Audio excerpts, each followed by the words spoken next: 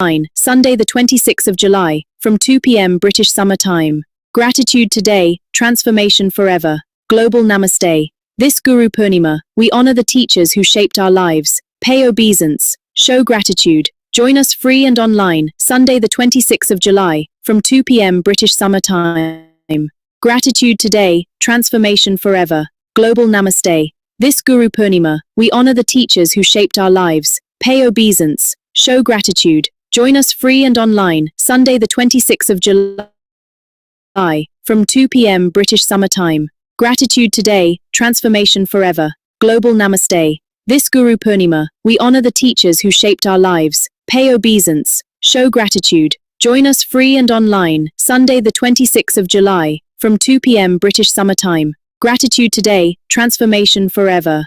Global Namaste. This Guru Purnima, we honor the teachers who shaped our lives. Pay obeisance. Show gratitude. Join us free and online, Sunday the 26th of July, from 2 p.m. British Summer Time. Gratitude today, transformation forever. Global Namaste. This Guru Purnima, we honor the teachers who shaped our lives. Pay obeisance. Show gratitude. Join us free and online, Sunday the 26th of July, from 2 p.m. British Summer Time. Gratitude today, transformation forever. Global Namaste. This Guru Purnima, we honor the teachers who shaped our lives. Pay obeisance. Show gratitude. Join us free and online, Sunday the 26th of July, from 2 p.m. British Summer Time. Gratitude today, transformation forever. Global Namaste. This Guru Purnima, we honor the teachers who shaped our lives. Pay obeisance. Show gratitude. Join us free and online, Sunday the 26th of July, from 2 p.m. British Summer Time. Gratitude today, transformation forever. Global Namaste. This Guru Purnima, we honor the teachers who shaped our lives. Pay obeisance. Show gratitude. Join us free and online, Sunday the 26th of July, from 2 p.m. British Summer Time. Gratitude today, transformation forever. Global Namaste.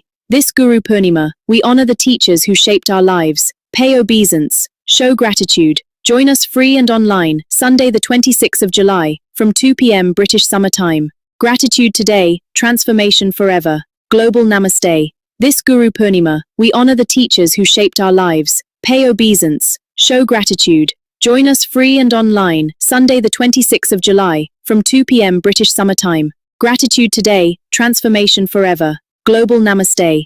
This Guru Purnima, we honor the teachers who shaped our lives. Pay obeisance. Show gratitude. Join us free and online, Sunday the 26th of July, from 2 p.m. British Summer Time. Gratitude today, transformation forever. Global Namaste. This Guru Purnima, we honor the teachers who shaped our lives. Pay obeisance. Show gratitude. Join us free and online, Sunday the 26th of July, from 2 p.m. British Summer Time. Gratitude today, transformation forever. Global Namaste. This Guru Purnima, we honor the teachers who shaped our lives. Pay obeisance. Show gratitude. Join us free and online, Sunday the 26th of July, from 2 p.m. British Summer Time. Gratitude today, transformation forever. Global Namaste. This Guru Purnima, we honor the teachers who shaped our lives. Pay obeisance. Show gratitude. Join us free and online, Sunday the 26th of July, from 2 p.m. British Summer Time. Gratitude today, transformation forever. Global Namaste. This Guru Purnima, we honor the teachers who shaped our lives. Pay obeisance. Show gratitude. Join us free and online, Sunday the 26th of July, from 2 p.m. British Summer Time. Gratitude today, transformation forever. Global Namaste. This Guru Purnima, we honor the teachers who shaped our lives. Pay obeisance. Show gratitude. Join us free and online, Sunday the 26th of July, from 2 p.m. British Summer Time. Gratitude today, transformation forever. Global Namaste. This Guru Purnima, we honor the teachers who shaped our lives. Pay obeisance. Show gratitude. Join us free and online, Sunday the 26th of July, from 2 p.m. British Summer Time. Gratitude today, transformation forever. Global Namaste. This Guru Purnima, we honor the teachers who shaped our lives. Pay obeisance. Show gratitude. Join us free and online, Sunday the 26th of July, from 2 p.m. British Summer Time. Gratitude today, transformation forever. Global Namaste. This Guru Purnima. 10, 9, 8, 7, 6, 5, 4. Global Namaste. Good morning, good afternoon, and good evening to all of you from wherever you have joined us. I'm your host, Amrita, and I welcome you to this very special episode of Guru Purnima. This episode is special in many, many ways. And before we invite our guests and our little ones who are very excited to share their prayers, their little wishes for their teachers and gurus, it's time to chant Gayatri Mantra. I'll be holding this affirmation. You can chant any affirmation of your choice.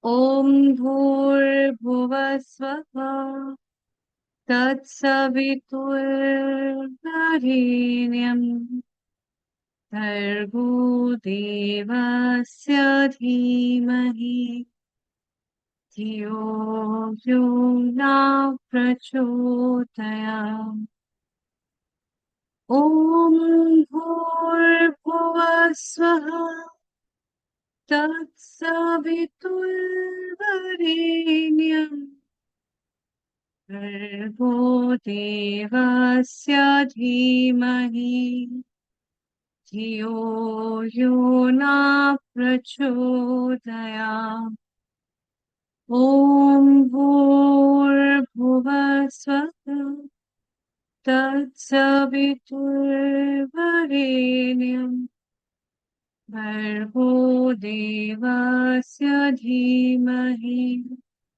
Dhiyo Yo Na Prachodayam Om Shanti Shanti Shanti.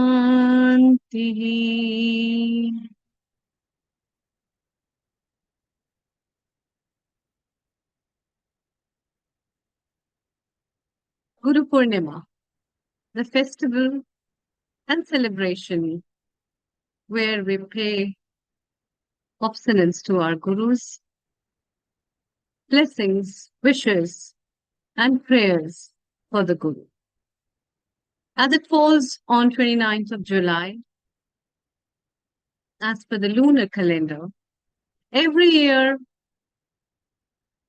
loads of students, loads of teachers wait for this moment. And that's why, to bring something special every week to you and to give some teaching and learning for everyone, we are here to bring you this special episode of Guru Purnima. It's also a day where we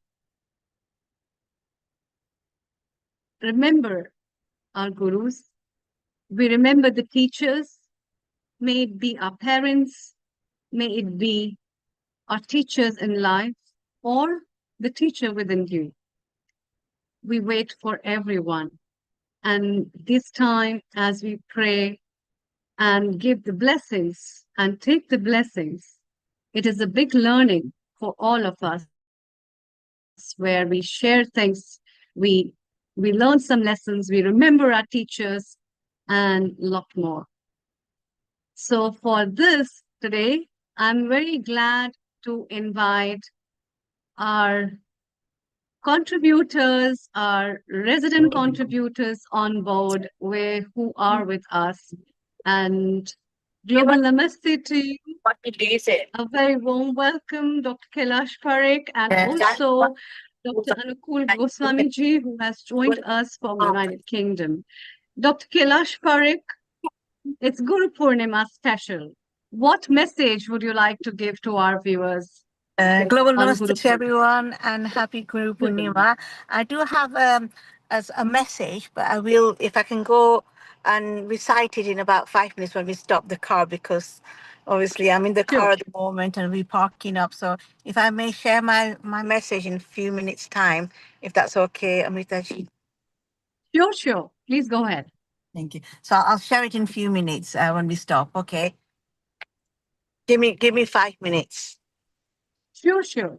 Dr. Anukul Goswami ji, you have been in the journey of army, of physicians, learning from learned people right now till now.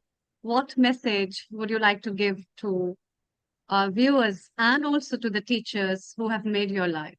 Over to you. Absolutely. Thank you very much. Global namaste to everybody. The most important bit is the knowledge is everywhere. Once there was been creation, there is knowledge everywhere. It's just a question of how we have access to the knowledge. The person who ultimately gives us a chance to see the outside universe and learn everything from there is something who is actually called the Guru. So Guru Vyasa, or it's also called the Vyasa Purnima, that is one person who has given and written down all the Upanishads as well as the big grunts of our culture and traditions.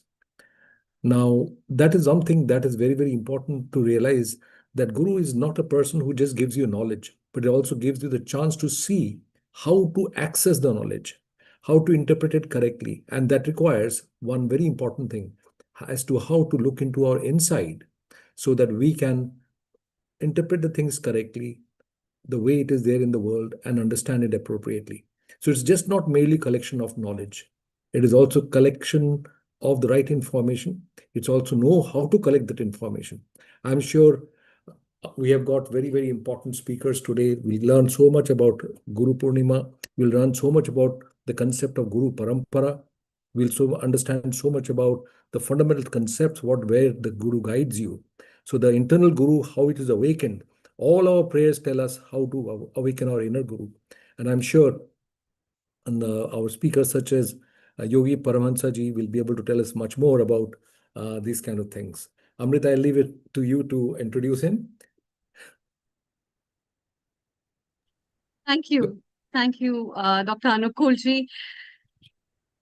We have with us our guest from United Kingdom, Paramahansa Yogi ji, Yogi Abhinav ji. Global Namaste. A very good afternoon to you. A warm welcome. What message do you have for Guru Purnima? Over to you. Global Namaste to all. Global Namaste to you, Amrita ji, Anukul ji, and Nishit ji, and Kailash ji, and all the other viewers who have joined. I would completely, say that what Dr. Anukul has just mentioned is a very defined, definition of a guru. Would like to add some more to it. Guru is a person who makes you meet yourself, a person who makes you meet to yourself, who makes you introduce to yourself. He can be a teacher, he can be just be a guide, he or she can be anybody. For me, a person who can introduce you to yourself, your own atman, your own self, is a guru. And that is what the classical definition in the text also states, that a guru should be able to take you to the state where you start to realize who you are as an atman, raise your consciousness if the desire is there in the shishya, and also guide you in your further journey. So there are multiple aspects which a guru should perform as a person before we can use the word guru. Now in today's time we use that more loosely, I would say, because anybody who is a teacher is a guru. Anybody who is trying to give any kind of guidance, we treat them as a guru, which is also correct. But the classical definition in our sacred texts, in our spiritual texts, states about this basically. And I feel that the most important journey a human has to take, and this is what I have been talking about, and I am just to introduce, I'm a Kundalini yogi. I've been teaching Kundalini yoga for the past 15 years for free in the United Kingdom and at many other places. I go to India, I go to other places, Europe as well, to teach this. And I try to pass on this knowledge. What is exactly this knowledge? It's about understanding who we are as a body and who we are as the physical aspect of it and the metaphysical aspect of it, who we are as a soul. So going deep inside ourselves, clearing our chakras, our energy centers as we call them, or our nadis, or the channels as we call them, starts this process that you start to come out from, I would say, the clouds which are always present in our mind, which are creating anxiety, a lot of stress which we see in modern life, a lot of other things which kind of takes us away from the purpose of life, which is to grow ourselves as a spiritual consciousness from lower states to higher states.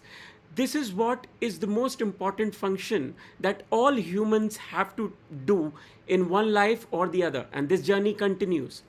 This journey continues and continues until you reach to that ultimate truth, which is the Brahman. Now, I want to simplify this for people, that why is this very important? See, when you are in the world, you are always, clouded in your judgment. You are also facing a lot of sometimes, anxiety, depression, maybe things like ego tussles and other things. And that is stopping your spiritual growth, that is stopping your energy growth. And the guru's job in this purpose is to guide you, is to take you to the level where you are. If you are not very ready, then the guru would give you something like, say, start with name chanting. That's why Premanandji Maharaj always keeps on saying every day, start with Nam Jap, because that's the first step. When you're taking name consciously all the time, your mind will stop to wander. It will start to get in the center, in the Shushumna, and slowly you will start to understand why that is important. Similarly, if you have evolved in that journey a bit, you will be moved into mantra sadhanas. Now each and every mantra in our Vedic scriptures or our spiritual books is comprised of Sanskrit language. We all know that, right? And each and every word can go and activate different centers, because the sounds, we know, impacts our cells and our human body. So without trying to go into the depth of it, I'm just trying to explain that why a guru is very important, and why, as per the Guru Shishya Parampara, this whole tradition has been laid.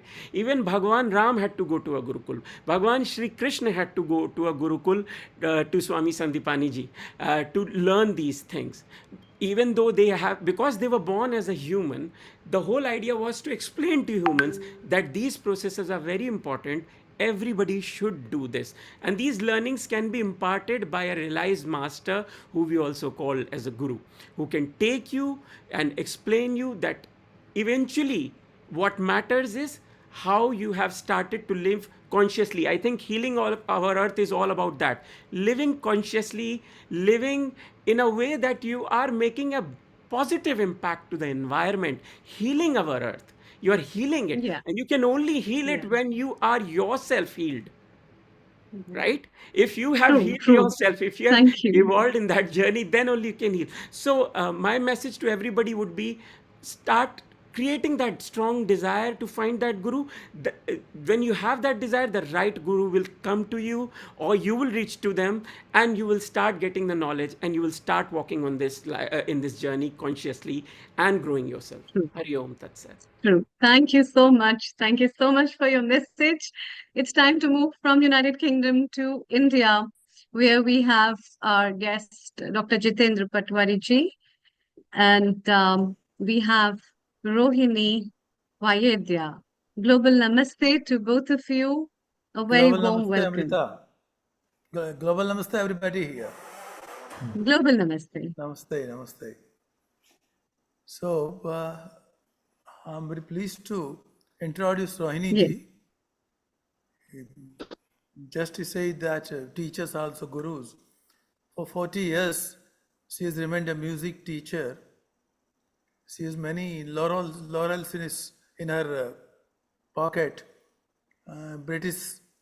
Some British award is also there. I'm not very sure, but some international award for education, and that is in her pocket.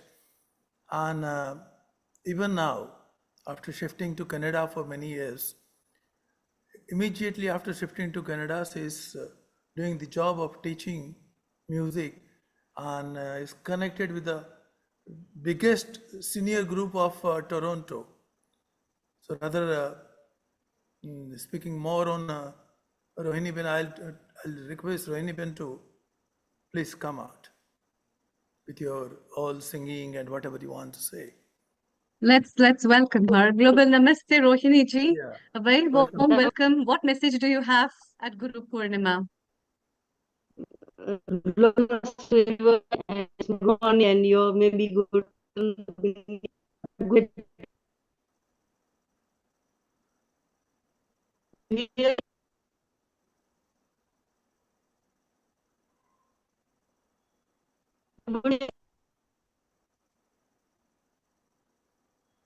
Your bandwidth is low. Can you please speak again?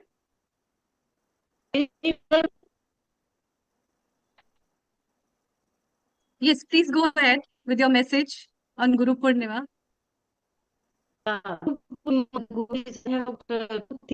share my experience, the group. One more I would attend, I would like to also studying the book. So for stories about the people thought the was to move on the next. Rohini Ben, are you all able to listen? No, Please, Rohini would you ji's please try to? this its bandwidth Something is is very wrong with low. the sound. Please check. I think Yeah. it'll be good for her to rejoin.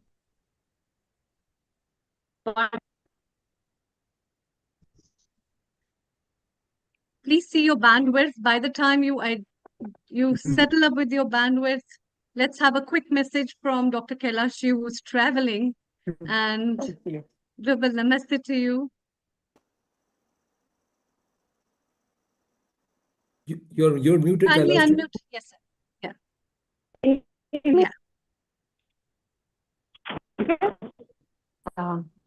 I'm trying to unmute myself. Yes. Can you hear me, everybody? Yes. Yep. Yes, So yes. global namaste, everyone. I'm in a bit of a quiet place here, so I can now share my message for Guru Purnima. So here we go.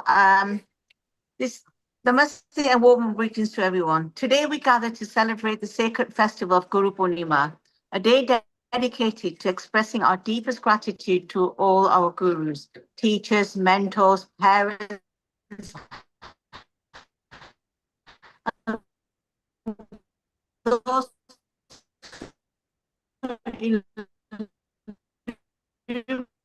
illuminate our path with wisdom. In the Hindu tradition, a guru is far more than one who removes the darkness of ignorance and awakens the light of wisdom within us. The Sanskrit word guru itself reflects the profound meaning. Gu means darkness, and ru means the remover of darkness. One of the most revered verses reminds us of the divine role of guru. Guru Brahma, Guru Vishnu, Guru Devo Maheshwara, Guru Sakshat Para Brahma, Tasmai Shri Guru Namaha. The Guru is the creator, the sustainer, and the transformer. The Guru is the embodiment of the supreme reality. To that revered Guru, I offer my humble salutations. Guru Purnima is traditionally observed in the honor of sage Vyasa, who compiled the Vedas, authored the Mahabharata, and gifted humanity the Bhagavad Gita, one of the world's greatest spiritual dialogues on duty, wisdom, and self-realization. The Bhagavad Gita reminds us that Viti Pranapatina Parisprasana Seva would make sure that Dejanam Janin Tattva Darshinaha, which is from the Bhagavad Gita, chapter 4, verse 34. It means approach those who have realized the truth with humility, sincere questions, and a spiritual service. They will impart true knowledge to you. The verse teaches that wisdom is not simply acquired through books or information, but through respect, reflection, and willingness to learn. The ancient prayer from the Upanishads beautifully captures the essence of the Guru's mission. Astoma sadakamaye, tamasroma jyoti kamaye, miturna amritam kamaye. Lead me from the untruth to the truth, from darkness to light, from mortality to immortality. These timeless words continue to inspire humanity, regardless of faith or culture. So, in today's rapidly changing world, we need gurus more than ever, not only spiritual teachers, but also parents who nurture us, teachers who educate us, mentors who encourage us, and friends who challenge us to grow, and community leaders who inspire hope through their example.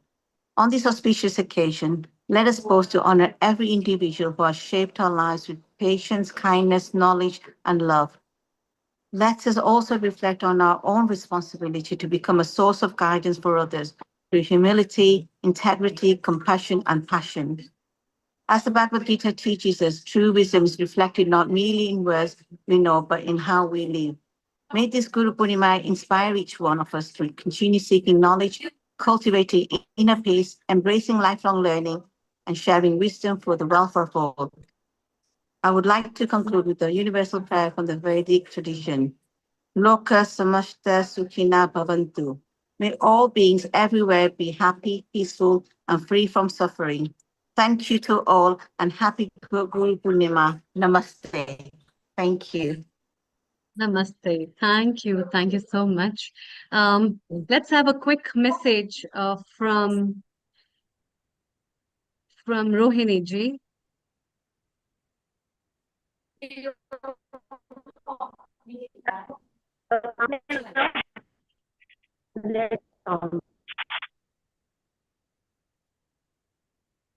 Can you hear us?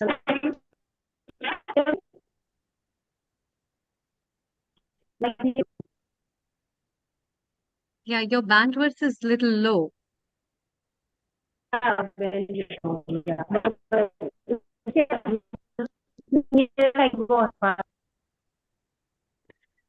We cannot hear, so yeah, just suggestion is to maybe log back in. Yes. Can we have the message from Dr. Pooja Koyani? We'll take you in very soon, Rohini ji. Global Namaste, a very warm welcome to you, Dr. Pooja. Hello, Global Namaste to everyone. Am I audible? What's your message for Guru Purnima? Please go ahead. Yeah, just 1 second. Am I audible to everyone? Yes. Yeah. Okay. So, Global Namaste and thank you, Healing for Our Earth and Dr. Jitendra Patwari, sir, for counting me to speak on this global stage about Guru, importance of Guru. One truth is universal that behind every successful doctor or behind every confident woman or healed patient, there is a guru who believed first in them.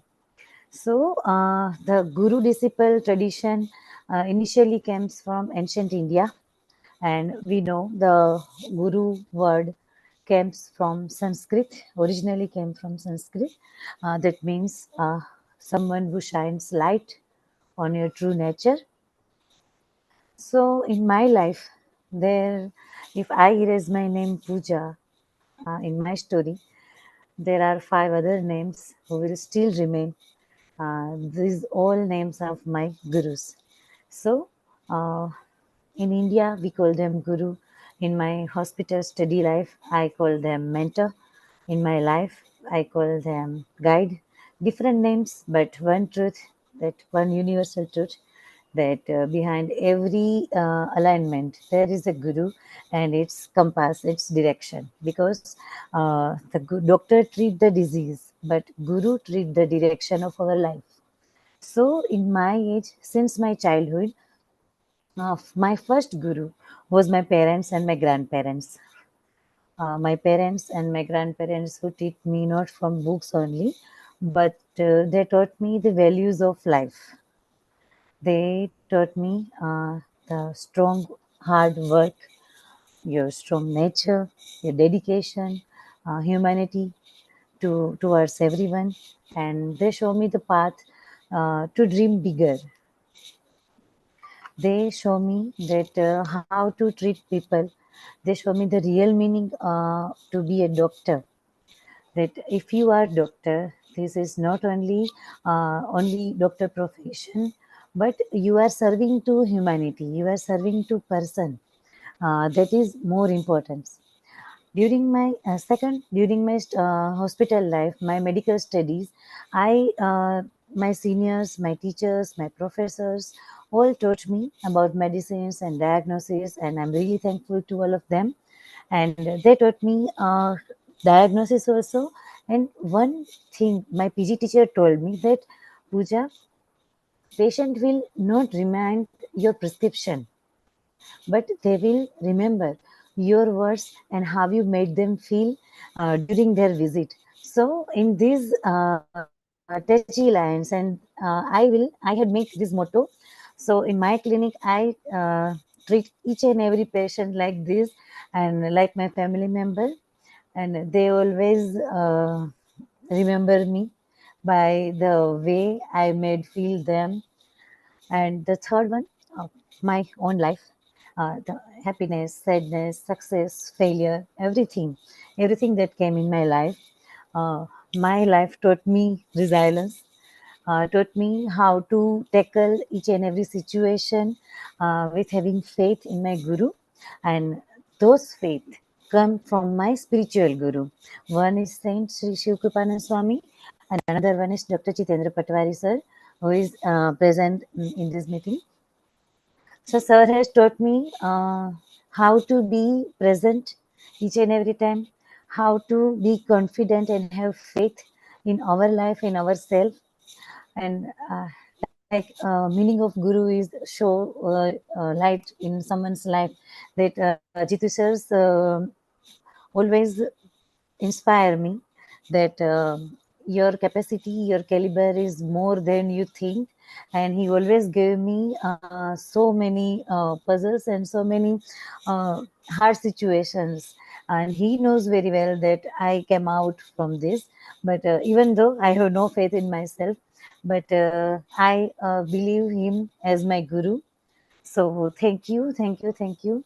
And today I bow to all my Gurus, and thank you, Healing Our Earth, for giving me such opportunity. Thank you so much. Thank you very much, Poojaji. It is fantastic hearing you talking about Dr. Jitendra Padwari as well, which is great news because we know how much he has been involved in these activities and also giving guidance to so many. So I leave it to Amrita ji to take us to the next step of our program. Yeah, Dr. Jitendra Patwari ji, a word before we move to Bhaktivedanta Vishakha Devidasi ji. Over to you. What I'm suggesting, Rohini is still here. Shall we try her first? And regarding Puja, Yeah, we I will would try like to bring her back. It's time to first welcome our guest who is with us, Vishakha Devidasi ji. Okay. The Yes, global yes. namaste to you and a Namaste, very namaste. warm welcome. Namaste. Hare Krishna.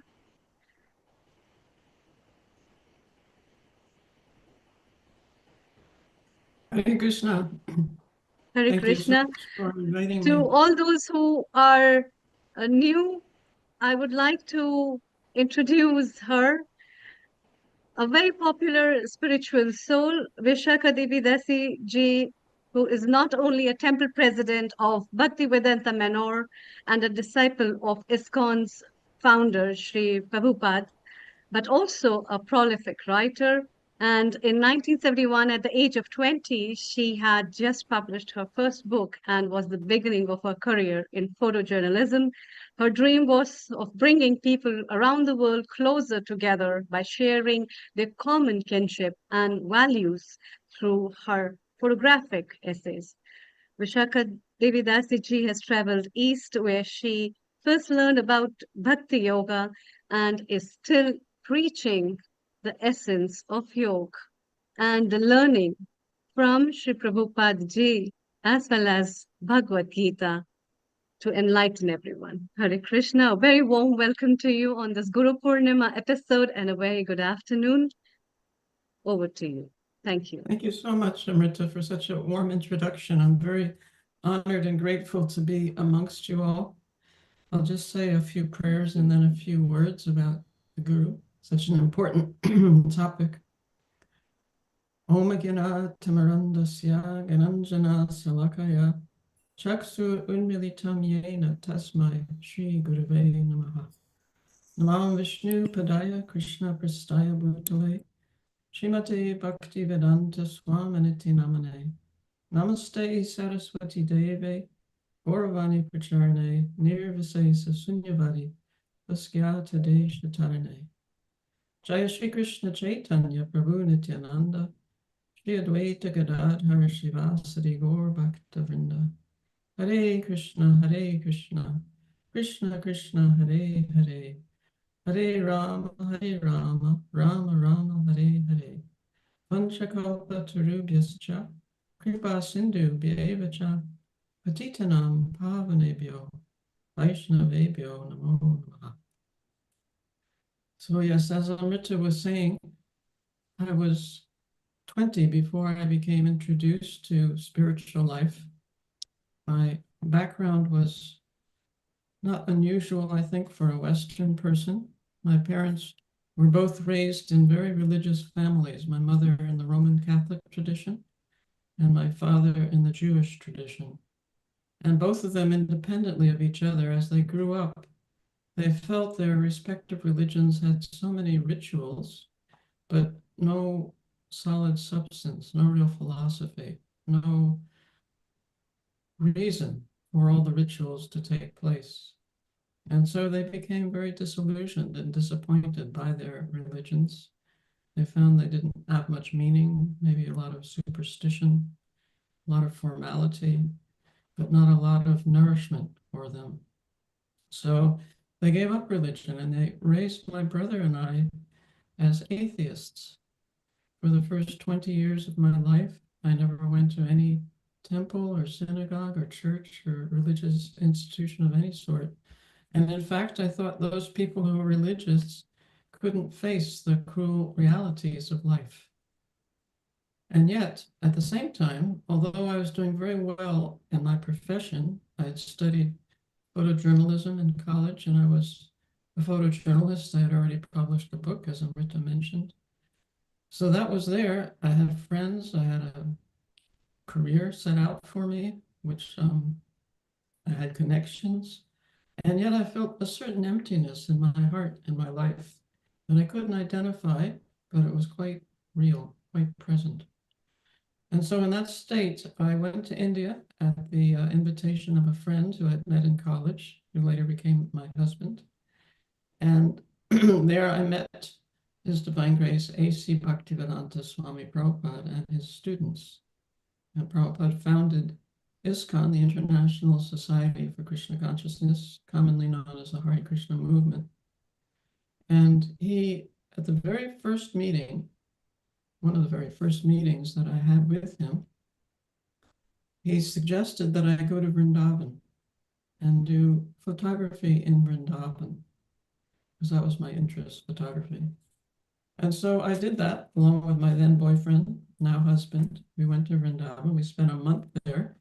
This is in 1971. It's a very different Vrindavan today than it was then. Then it was a village, a simple Indian village, but unique in that the whole village was oriented around Krishna Bhakti, devotion to Lord Krishna, the Supreme Personality of Godhead. So when we passed people in the streets, they would say, Jai Radhe, which I didn't know what it meant at first, but I was instructed to respond Jai Radhe, which I did. And then there'd be people on every street worshiping Krishna, serving Krishna in different ways, chanting Krishna's names. The whole town was imbued with service to Krishna, love for Krishna, remembrance of Krishna, articles in the stores, all for Krishna, Krishna's Murti, and so on. So I was really moved by this. And I really, although we only found 2 people at that time in all of Vrindavan who spoke English. So there was no one who preached to me per se. And I was just all of a sudden immersed in this culture of bhakti, the culture of devotion. And that was transformative because it finally dawned on me that perhaps the emptiness that I was feeling within me was because I didn't have spiritual life. I didn't accept a supreme person, a supreme controller, a person who lived within the heart of each and every individual. So then after Vrindavan, we actually began traveling with Srila Prabhupada throughout India. We went to Calcutta, we went to then what's called Madras, then what was called Bombay. We went to Delhi with him. So I was able to hear from him, his lectures, and the philosophy was so rich and so satisfying, and he presented it with such authenticity and reasoning and logic that I thought, yes, this is what was missing in my life. This is really where I should give my energy. Whatever talents I may have, I should give it in this cause to help others become Krishna conscious, God conscious, spiritually oriented, and also to help myself in the same way. So Prabhupada would very often quote Bhagavad Gita and Srimad Bhagavatam in his talks. And one verse especially is pertinent for today. From Bhagavad Gita, it's chapter 4, text 34. I'll just read the Sanskrit and then we can discuss the English a little bit. The Sanskrit is Tadvidhi pranipatena pariprasnena sevaya upadakshanti te jnanam jnaninas tatpadarshinaha. And the translation, just try to learn the truth by approaching a spiritual master. Inquire from him submissively and render service unto him. The self-realized souls can impart knowledge unto you because they have seen the truth. A really beautiful verse spoken by Krishna to Arjuna. Arjuna is in a very confused and distressed situation on the battle of Kurukshetra. And each word is significant. For instance, it starts, just try to learn the truth. In other words, we simply have to make the effort. We've been given human intelligence, which is such a blessing. The animals don't have the intelligence to seek spiritual knowledge. Human beings do. However, human beings have the unfortunate habit of misusing their intelligence to make so-called progress. So many inventions are there. And those inventions, people think it's wonderful. Now we have the car to replace the horse. However, there's so many car accidents and there's so many wars over oil and so many men suffer in factories to produce the cars. And then cars become a symbol of prestige. The car I have is better than the car you have. And such a source of expense. It's so expensive to get them, to maintain them, to pay for the gas, the insurance, such creation of anxiety, all to get from place A to place B. And now, because of this so-called progress, place A and place B are farther and farther apart. Before, when people walked or took ox carts or horses, in the same area, you would have your friends, you would have your business, you would have your doctor, everything would be there. But now, our relatives are in a different continent, not to speak of a different part of the country. Everything is so spread out because transportation has increased so radically. So now we have to travel so far to see our friends, to see our family, to see our medical practitioners and so on. So this is considered progress. And in the process, there's so many fatal accidents, so many accidents where people get maimed for life. So it's one thing that Prabhupada opened our eyes to, what's called progress, and people think we're advancing. Perhaps in the true sense of the word, the true advancement is for us to come closer to God, closer to his servants. And these things that we call progress, there's a downside, which is very serious, a very serious downside. And maybe they're not actually progress at all. And that idea took a long time for me to accept. But then once I did start to accept it, it made so much sense that if our actual goal in life is to become self-realized, to understand actually who am I, who is God, what is my relationship with God, then these things are simply distractions. And we see it now. People are addicted to using their phone, to scrolling, mostly nonsense or even worse than nonsense. So many conspiracy theories and scams and what have you. So yeah, it was a tremendous shift in consciousness. So here, Krishna is saying, just try to learn the truth. In other words, maybe we can't successfully understand the whole truth. Who can understand God? He's so great. But if we simply make the effort, turn our attention away from things that are so distracting, be satisfied with a simple life, not so stressed about monetary considerations, and turn our attention to the scriptures, to the words of the saints, to service, to the devotees who are trying to progress in spiritual life. Just try to do these things, and we'll feel a great relief of anxiety. We'll find a direction of purpose. We'll find satisfaction that was formerly unknown to us. So many riches await us simply for making the attempt. So he says, just try to learn the truth by approaching a spiritual master. So this also has to be done with great care. Who is a spiritual master? There's so many people who claim to be spiritual masters who perhaps should be questioned, because the actual spiritual master is enlightened by the scriptures. It's not something that a person dreams up, some mental speculation, something whimsical, but rather it's rooted in the bona fide scriptures like Bhagavad Gita, like Srimad Bhagavatam, like Chaitanya Charitamrita, this knowledge. And the bona fide spiritual master is not a self-made person. Rather, that person is coming in disciplic succession. That person himself or herself has surrendered to a bona fide spiritual master in this disciplic succession that can be traced all the way back to God himself, to Krishna. So it's not something whimsical, it's not dry speculation. And that spiritual master is called an acharya. An acharya means one who teaches by an example, by his example or her example. And that is not that they speak something beautiful, very moving, very eloquent, and then they do something else, contrary to what they've been saying. But the acharya means one who teaches by example. That means whether they're behind closed doors by themselves, or they're in front of thousands of people, or they're in front of a small group, they're immersed in God consciousness. They're immersed in thinking of God and serving God and understanding God and giving that knowledge to others. Such a spiritual master is such a source of inspiration, such a source of,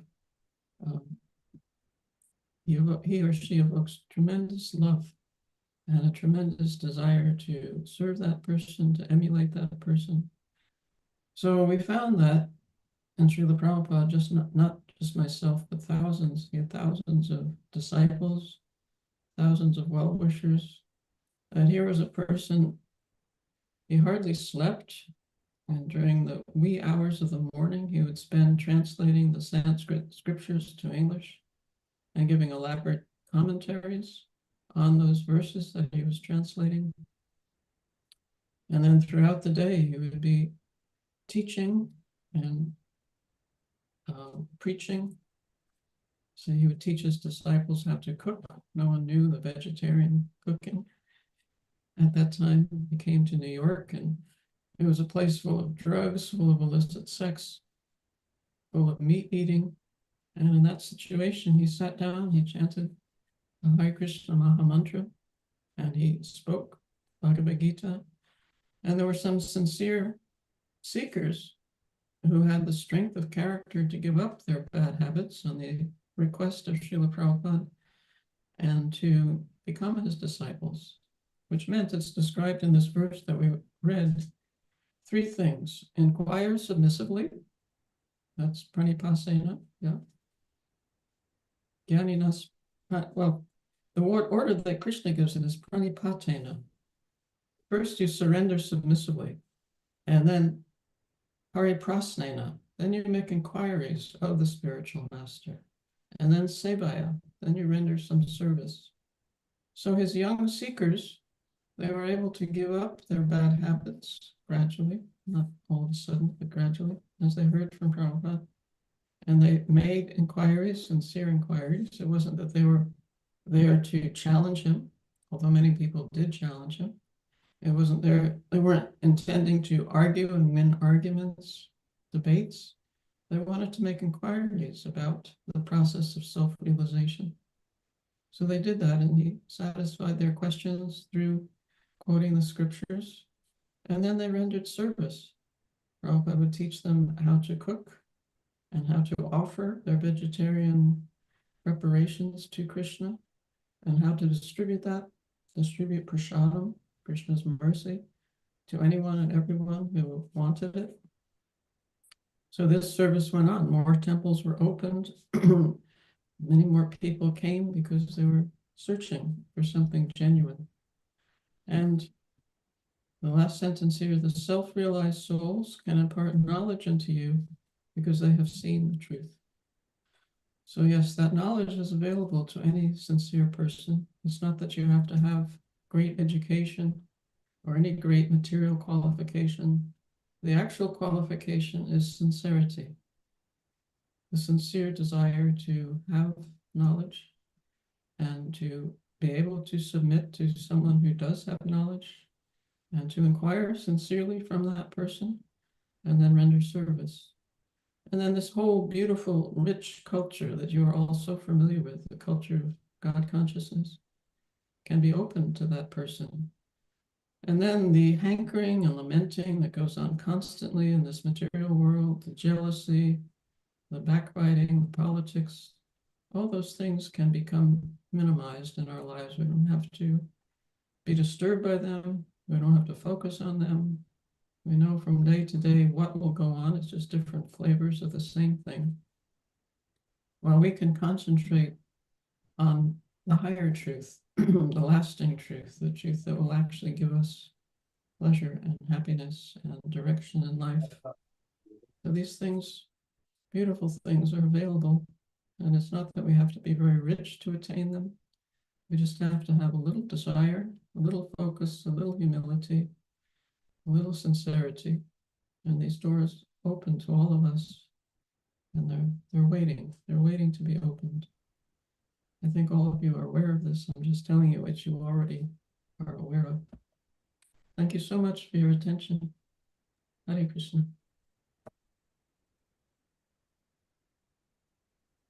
I can't hear you. You would unmute yourself, Amrita, I think. Yeah.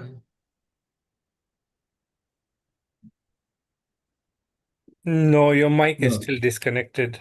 Visakhaji, we have heard from you even earlier on the previous occasion. It has been very illuminating in the past as well. While Amrita gets her voice on the systems, I just want to thank you for immense valuable information in the past. One of the things that you had stated about was the concept of ritualistic behavior amongst many people. And that ritualistic behavior meant sometimes they might say, and I think it is important to get rid of the ignorance, that we also in our traditional system follow many rituals. What are the fundamental ritualistic differences between the rituals that we follow in our Sanatan system as opposed to other rituals which don't seem to have this depth of understanding your own self? Yeah, thank you. That's a very good question, very important question. And actually, all rituals do have depth, but very often that depth is lost and people simply go on with the rituals. I've spoken to many young Hindu, young men and women from the Hindu background, and they say the same thing, that their parents do rituals at home, and they're asked their parents, why are you doing this? And their parents wouldn't be able to say. And so these young men and women say, well, why should I do that if you don't have any reason for it? So it's the same principle in all religious traditions. There are rituals, there are reasons for them, but too often the reasons, the philosophy behind the rituals is put aside and the rituals go on. And so young people are not happy with that. They're not satisfied at all. And they give them up. And that's a great loss. So no doubt rituals are important for us. They should go on, but we should understand why we're doing them. What is the significance? How is it helping us spiritually to advance in understanding, to advance our love for Krishna? So that puts us into a very important point again, and that is about the need for gurus in our system, because it's the gurus who get rid of the ignorance and also the confusion that we have so abundantly available everywhere now. So where do you think in our communities are the gurus? Well, I hope that in all communities there are gurus, but they may not be where we're looking for them. The guru necessarily does not look for adulation, does not look for attention. The guru, him or herself, is involved in the scriptures, and it's up to us to understand the qualities of a guru and then to search for that person. And it may not be the person on the billboard. That's true. It's just like if you're looking for gold and you go to a fruit wallah, you can't expect to find gold. You have to know where to look, and you have to know the qualities of gold. So we need ourselves to understand what are the qualities of a guru. And then once we're fixed in understanding those qualities, then we can have a hope to find that person and be blessed by Krishna to find such a person. But it is also said that you get a guru only when you're desirous of getting one, and when you're destined to get one. What do you say of situation like that? Yeah, it's said by the mercy of Krishna, one gets a bona fide guru, and by the mercy of the bona fide guru, one gets Krishna. So it starts with the desire that, yes, I'm confused, just like Arjuna on the battlefield of Kurukshetra. He was overcome with emotion to the point that although he's a great, great warrior, he can't fight because he sees his friends, his relatives, his teacher on the opposite side, so-called enemies, and he's overcome by confusion, by desire not to fight, even though it's his duty to fight. And so he turns to Krishna, says, I'm confused about my duty, please instruct me. That's how it started. Thank you, Vishal. Thank you so much. Thank you, Vishal. Thank you for joining us. Thank you for having Hare me. Krishna. I'm honored to be with you. Thank you. It's time to move on with our other guest. Let's have Rohini ji, if your bandwidth is fine. A short message from you, Rohini ji, from Canada, and then we move to Abrita with her guests. Global Namaste. Can you please speak?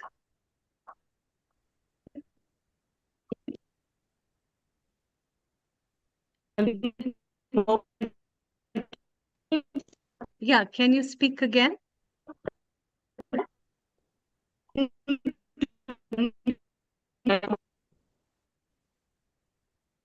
We can't really hear you clearly.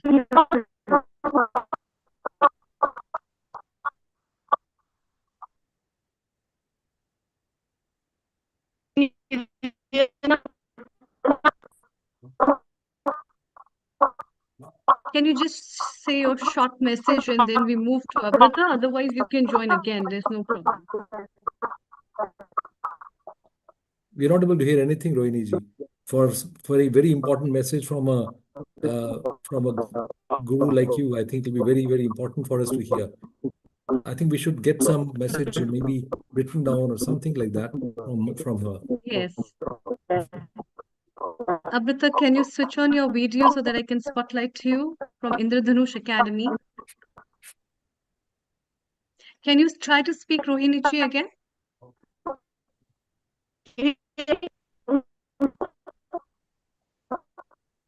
Yeah, my VGA is on. Can you guys see me?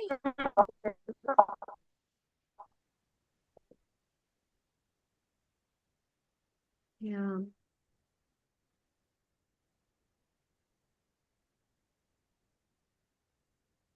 Yeah.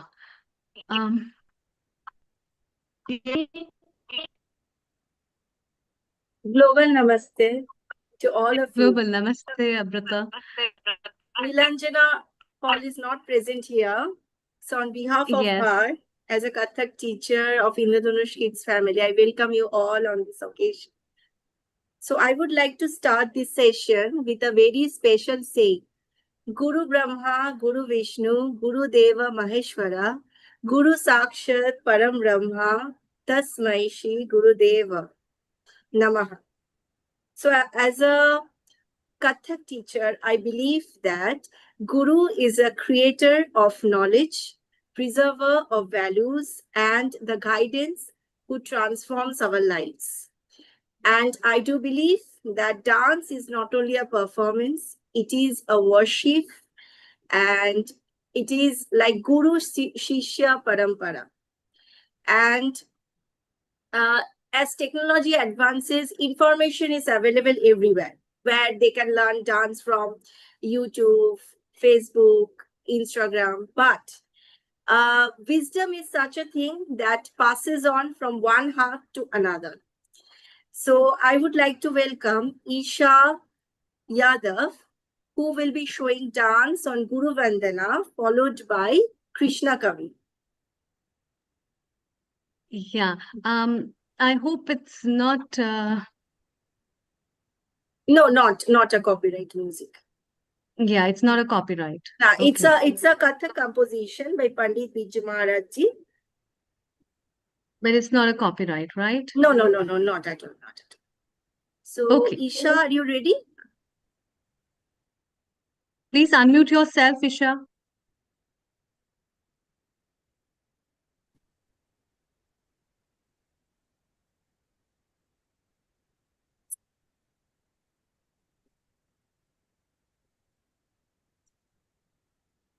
Yes, please go ahead.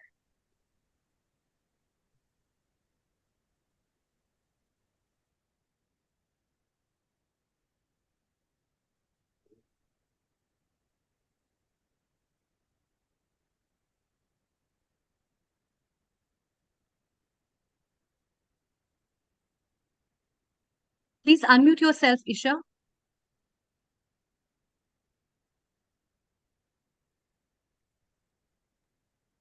Yes, yes. Go ahead. That's good. Water oil.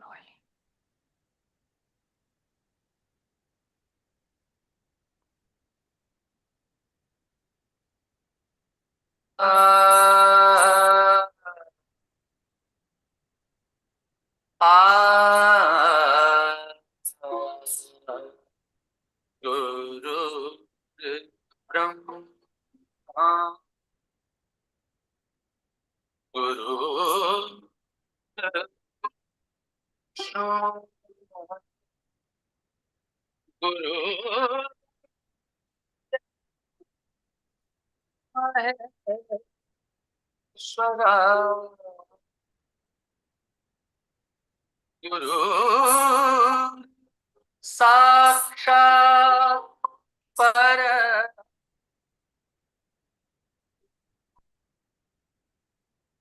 Tasmai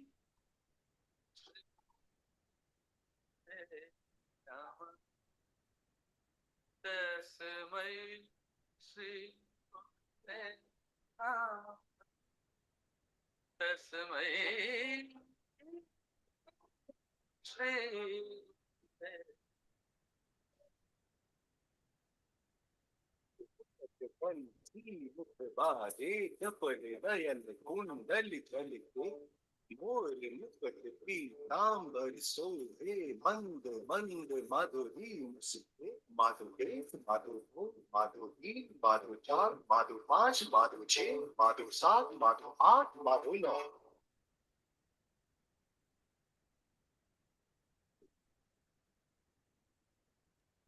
Wonderful.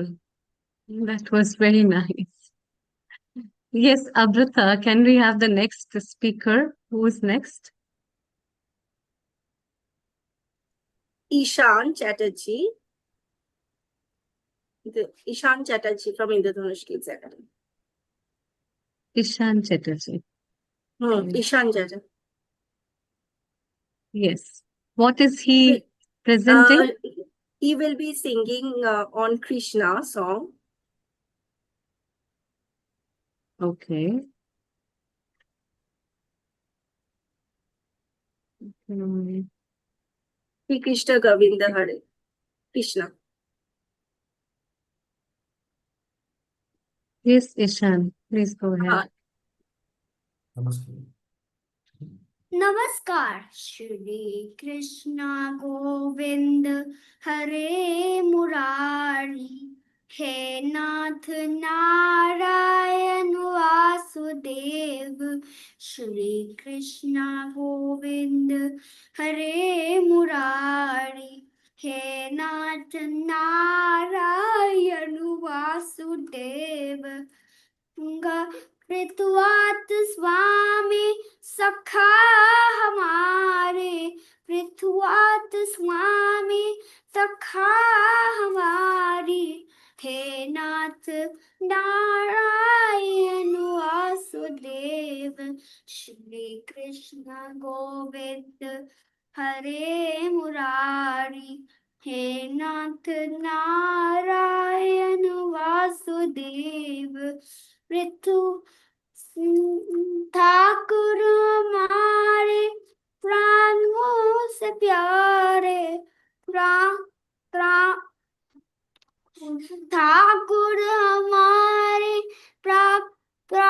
प्राणों से प्यारे हे हम है तुम हो हमारे तुम हमें तुम्हारे हे नाथ नारायण वासुदेव श्री कृष्ण गोविंद हरे मुरारी हे नाथ नारायण वासुदेव श्री कृष्ण गोविंद हरे मुरारी हे नाथ नारायण वासुदेव गैया चुरैया मक्खन चुरैया गैया चुरैया मक्खन चुरैया दिनों की नैया के तुम है कि नैया हे नाथ नारायण वासुदेव श्री कृष्ण गोविंद हरे मुरारी हे नाथ नारायण वासुदेव नमस्कार. Namaste. That is That very, was very well done. beautiful. Yes, Amrita. Who is next? Yes, Arya. Arya, can you? Yes, Arya.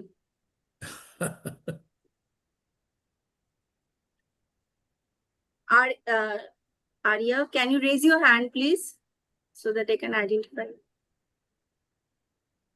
Yeah.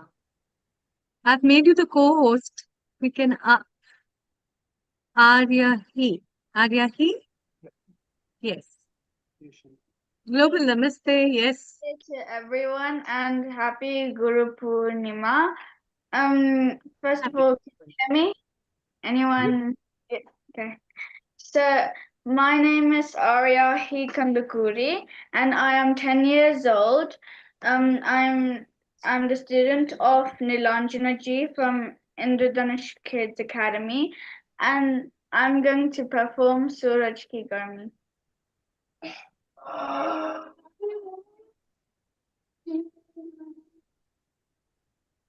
Yes, please. कैसे सूरज की गर्मी से जलते हुए तन को मिल जाए तरवर की छाया सूरज की गर्मी से जलते हुए तन को मिल जाए तरवर की छाया ऐसा ही सुख मेरे मन को मिला है मैं जब से शरण तेरी आया सूरज की गर्मी से जलते हुए तन को मिल जाए तरवर की छाया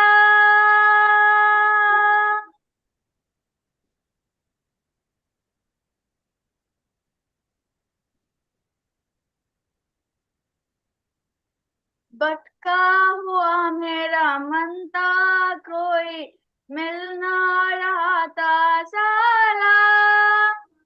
भटका हुआ मेरा मन था, कोई मिल ना रहा था साला। लहरों से लत हुई नाव को, लहरों से लत हुई नाव को, जैसे मैं ना रहा किनारा।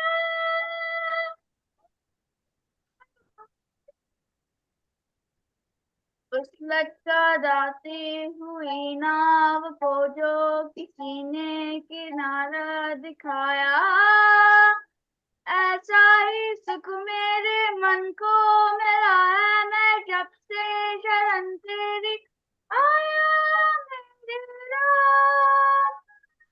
सूरज की गर्मी से जलते हुए तन को मिल जाए तरवर की छाया।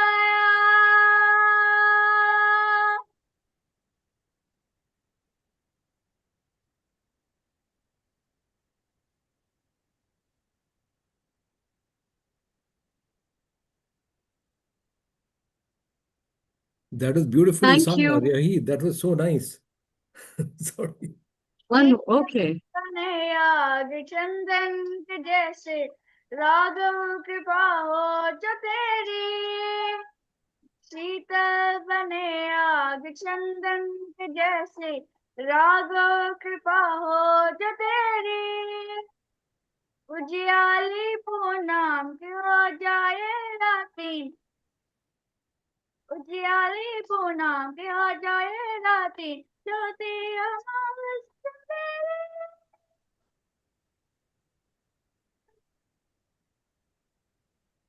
युग युग से प्यासी मरुभूमि ने जैसे सावन का संदेश पाया, ऐसा ही सुख मेरे मन को मिला है, मैं जब से शरण तेरी आया मेरा।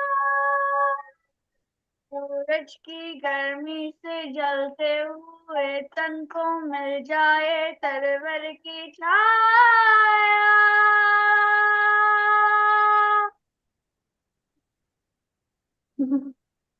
Very nice, Arhi. That was very, very good, not only, but sadly enough, we could not hear the background music. That's why it Yeah, was sort yeah. of overlapping, but her voice was so good, so enchanting. तेरा मिलन Yes. उस पर कदम में बजाओ, जिस राह के मंजिल तेरा मिलन हो, उस पर कदम में बजाओ। फूलों में खारों में पतझड़, बहारों में मैं ना कभी डगमगाऊं। फूलों में खारों में पतझड़, बहारों में मैं ना कभी डगमगाऊं, कभी डगमगाऊं। पानी के प्यासी को थक देने जैसे जीवन के अमृत पिलाया, पानी के प्यासी को थक देने जैसे जीवन के अमृत पिलाया, ऐसा ही सुख मेरे मन को मिला है, मैं जब से शरण तेरी आया मेरा। सूरज की गर्मी से जलते हुए तन को मिल जाए तरवर की छाया, ऐसा ही सुख मेरे मन को मिला है, मैं जब से शरण तेरी आया मेरा। सूरज की गर्मी से जलते हुए तन को मिल जाए तरवर की छाया। Lovely, lovely. Very nice. Thank you. Thank you. Thank Very you. nice. Thank you. Hope to meet Thank you you. soon in another lovely session. Thank you. Thank you so much. That was very nice. Arpita, how are you teaching them all from a distance in I am teaching them online, but we have also offline teacher, Kathak teacher, and also Bharatanatyam teacher. but online, I am teaching online from India. Fantastic. And Yes, you're all also are from teaching. Indradhanush Academy. 10 years I am teaching, 10 years crossed.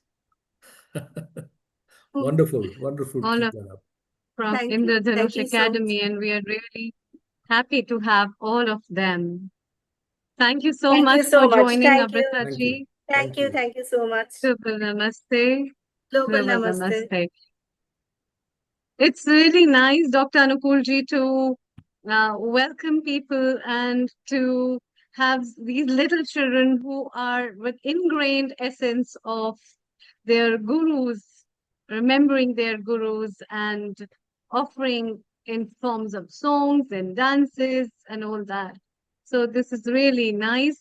Let's welcome our guest from Canada, who is known by Jitendra Patwari ji, Amrita Mahajan. Global Namaste, a very warm welcome to you. And good morning. Good morning, Jitendra ji, Amrita. please go ahead and your message for Guru Purnima. Thank you. Yes, Amrita, go ahead. Yes, please go ahead. Oh, yes. Hi there. Hi, namaste, everyone. Good to be here. I wanted to share a little bit of my experience. So living in Canada for me more than 2 decades has given me the opportunity to meet people from many cultures and traditions. Like many modern seekers, I was curious. I explored different spiritual paths, attended workshops, met teachers, experienced indigenous traditions, meditation practices, and healing methods. Each experience has taught me something valuable, yet one question quietly remained within me. What is true guidance on this day of Guru Purnima? So, I would like to share not conclusions, but the lessons I learned while searching. I feel like today's seeker has more choices than ever. Previous generations used to have just one tradition. Today's seeker has more access. Like there are so many spiritual podcasts, retreats, breath work, a lot of different techniques on how we can go inwards. We have more generations than we have more teachers than any other generations that ever had, and it's good because then we have a lot of ways to kind of transform ourselves and reach to our inner core self. But also with all this, we have more confusion. We don't suffer from lack of information. Sometimes we suffer from too many directions. Every path gave me something. I discovered that almost every authentic technique, tradition offers something precious and unique. Um, some could offer some places I learned the importance of gratitude. Some places I learned the importance of discipline, the importance of being compassionate, kind, working on your inner self, um, working on your ego. What is true surrender? So every place has taught me something different. However, I gradually realized that every sincere path can become a doorway to growth if approached with humility. This is inclusive and globally acceptable to every spiritual seeker, I would say. And that has changed my question of what a guru is. Initially, my questions were what technique would works, what healing is the strongest, what workshop should I attend next. Gradually, they become am I becoming a kinder human being? Am I becoming a calmer human being? Am I reacting less to situations? Do I carry more peace into life, relationships? Am I more grounded and present internally? So I realized that spiritual growth is measured less by extraordinary experiences and more by ordinary living. So that has made my understanding and meaning of Guru entirely changed. At first, I thought Guru has to be someone like very larger than life, extraordinary person. But now I feel that Guru is anyone who helps me become more inward, more truthful, more aware, and more compassionate. And sometimes it could just be a book, an experience, a child, silence, anything. So the Guru principle became much more bigger than one individual. It's more of an experience that can make me become a better human being. I may still be a Sika, perhaps all of us are, but today I no longer feel the need to keep running from one experience to another. Instead, I try to go deeper into whatever genuinely helps me becoming a better human being. For me, that is the true meaning of Guru. On this Guru Purnima, may we all remain lifelong learners, humble seekers, and again, Guru for me is someone who can make me a better human being, more inclined to who I am, is what I wanted to say. Thank you. Thank you very much for such a lovely message. And definitely, I have one it's question. always great to remember our gurus and also be with them and take their blessings from time to time because they are the real path givers. Thank you so much, Amrita. Before we move to our next guest, Harpreet ji, let's have a quick message from our resident contributor, makeup artist, and a versatile lady from United Kingdom, Vaishali ji. Global Namaste, a very warm welcome to you. And what's your message? Your message would be incomplete without singing. That's the note. Over to you. Global Namaste, Amrita. Global Namaste to all my beautiful Healing Our Earth family. First of all, I just want to say that Sarve Gurubhyo Namaha. Sarve Gurubhyo Namaha. Guru, and like amazingly said, Amrita just now said, I was listening to her, that's for a seeker. What is Guru? Who is Guru? In just one line, my message is, and what is my experience about Guru is, your breath is your Guru, your Atma is your Guru, your soul is your Guru. And when you have that urge, that strong desire that if you are a seeker, and you feel like, oh, when will I have my Guru? A guidance, that at any stage of life, we all are somewhere seeking of the Guru that can lead us to that right path, to enlightenment.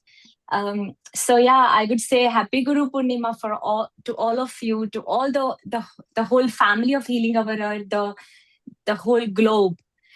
Right now, I think every Atma, each and every us of, within the Atma is really guiding us. If we look inward, my message is just to look inward by any mean and by any technique. We don't have to find whatever suits you. In today's time, you don't have to necessarily go with the same path. For example, if someone is can able to find Guru and the connection by some energy, or by chanting, or by crystals, or by sound healing, or there are so many techniques, but ultimately the final destination is only one: to find a real Guru within us. And I think when we are able to find that peace within us, the Guru within us, I think the yatra, the journey, I feel that just begins. Because then there is an inward yatra, the inward journey. That journey is so exciting and amazing. So yes, Amrita, I don't have much time, honestly, because I'm at my workplace right now. But singing, Yes, I don't know song, what you little want me song. to sing. Two lines. Okay, since it's a Guru Purnima, one of my favorite song, which is very much resonated and very much takes us to the self-awareness or to Atma, to our man. Here it goes for all of us and for all of you.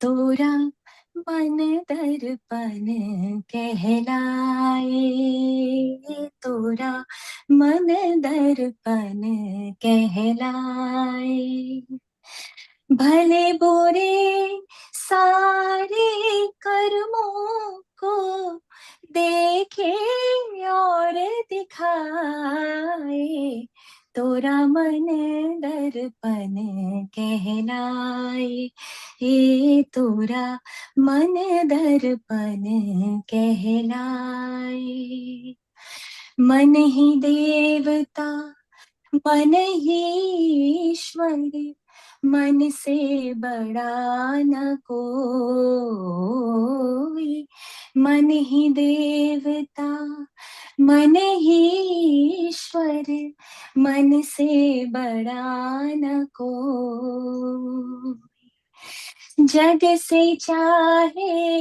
भागल कोई, मन के नैन हजार, इस उजले दर्पण पर प्राणी, इस उजले दर्पण पर प्राणी, धूल न जमने पाए, तोरा मन दर्पण कहलाए, तोरा मन दर्पण कहलाए.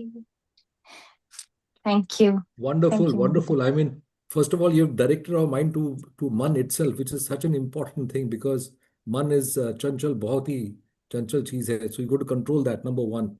And of course, during this time when you were singing, I could also see Vidya Shukla ji also singing along with you. It is fantastic Yeah. hearing you. That was nice. And I could also see Harpreet ji singing with you and also in tune with all that, which is very nice. Thank you so much, Vaishali, for your time and joining us and the melodies that you have added. Man ka darpan definitely matters. for Amrita, Guru. thank you so much for having me. Thank you And so again, much. it's my family, and yes, money is everything. And I would love to connect with all of you again in soon. And yeah, wish you a pleasant onward time and for this episode as well. Not to Thank you, forget the Amrita. darpan. Thank you so much. Not to Yes. forget the Thank you. darpan. Namaste. Yes. Bye bye. Thank you. Ha global namaste. Bye bye, Bye-bye. everyone. Global Namaste. Thank namaste. you. Thank you. Bye. So Dr. Anupul ji, it's time to welcome Harpreet ji from India, and I could see her melodies that are around her. Dr. Jitendra ji, over to you. Please welcome her, and we will not let her go without singing. Yeah, Over to yeah, you. Thank definitely you. she will sing. When she is singing in Gurudwara, why not here? The word Bilkul. itself is Gurubani. Exactly. She's a Gurubani singer. And today we are talking about Guru Purnima. So without taking much time, I'll tell her to sing to make us merged in a sweet voice. Thank you so much, Over to sir. you, Global, Harpreet. global namaste, everyone. Am I audible? Yes. Quite horrible. Gigi. Okay. Yes, please go ahead. Okay. So first of all, I'd like to thank this whole team of Healing Our Earth, who always inspires us in spreading love and motivation and awareness to our planet Earth. Thank you, Dr. Jitendra Patwari, sir, for always being there, guiding me, giving me this platform. Means a lot. And for all the other things that you have been doing to me, and you helped me so much in making me grow out of all my insecurities and fears and all the things, all the kachra that I had in my subconscious. You took it all out. And this is this personality that you are seeing me now. I was so camera shy, I wouldn't come in front of the camera. And now look at me. I have my own channel. I have an Instagram channel. I have a YouTube channel, and I can freely sing in the gurdwaras.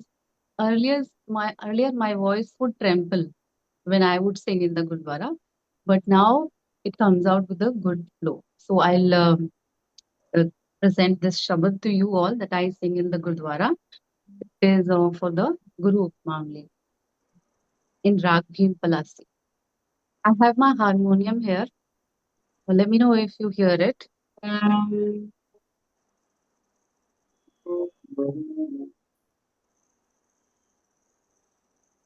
it audible?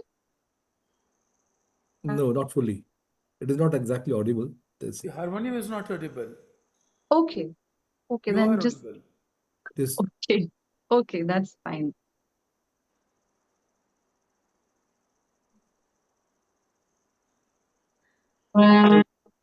Satguru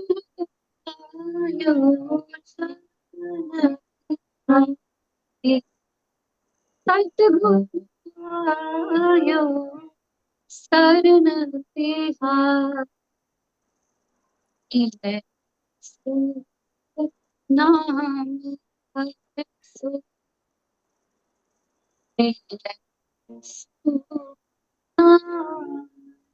Har Su Tintala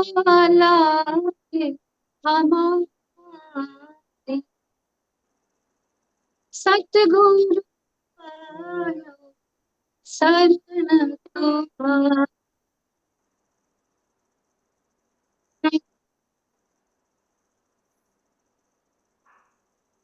Avarna Suche Avarna Suche तुझे तो और तेरी आदत तो तू सतगुरु शरण तिहारी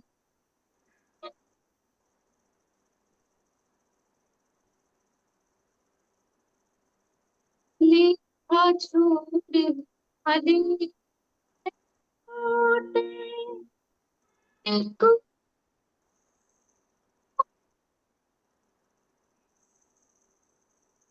ले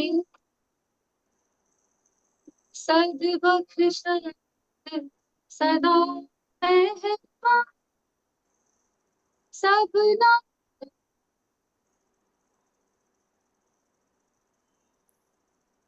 सबना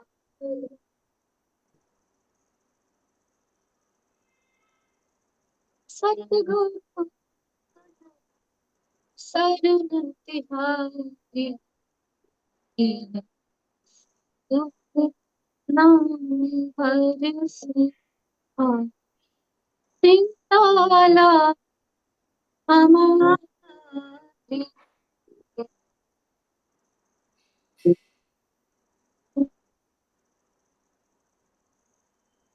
नानक दास संत पाछे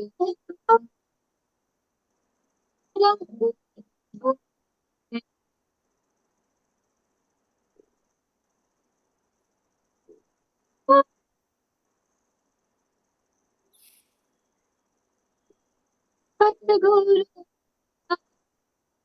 शरण तुम्हारी नील नाम हरसि नील नाम हरसि चिंता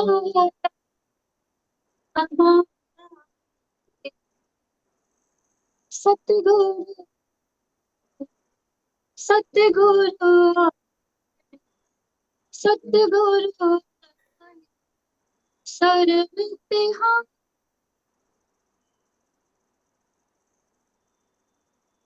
वाहिगुरु जी का खालसा वाहिगुरु जी की फतेह. So I that think was a small Shabad. it was very nicely Thank you. sung. I'm Unfortunately, quite sure. I think the harmonium was possibly getting interrupted. Maybe. Yeah, because it cannot handle two voices at the same time, I guess. Yeah. Yeah, you have to use a mixer, but it's still nice. And thank you Wonderful. so much for the beautiful song and Mm. your words. Thank you for I would joining. like Thank you, to Dr. Jitendra ji. Your voice Yes, was not all reaching, thanks but your to vibrations sir. were. See, your voice was not reaching, but your vibrations were fully reaching to Yeah, all of us. yeah. Oh, You're right. I'm so sorry about Yeah, that. yeah. We could make out everything. Without using the ears, we could hear you. So that was great. Thank you. Okay. Thank you so much, sir. Thank you for joining. Okay. Okay. Yeah. I think And, we are running and, behind the schedule. I'd also and like to hey, thank Thank my you. music teacher.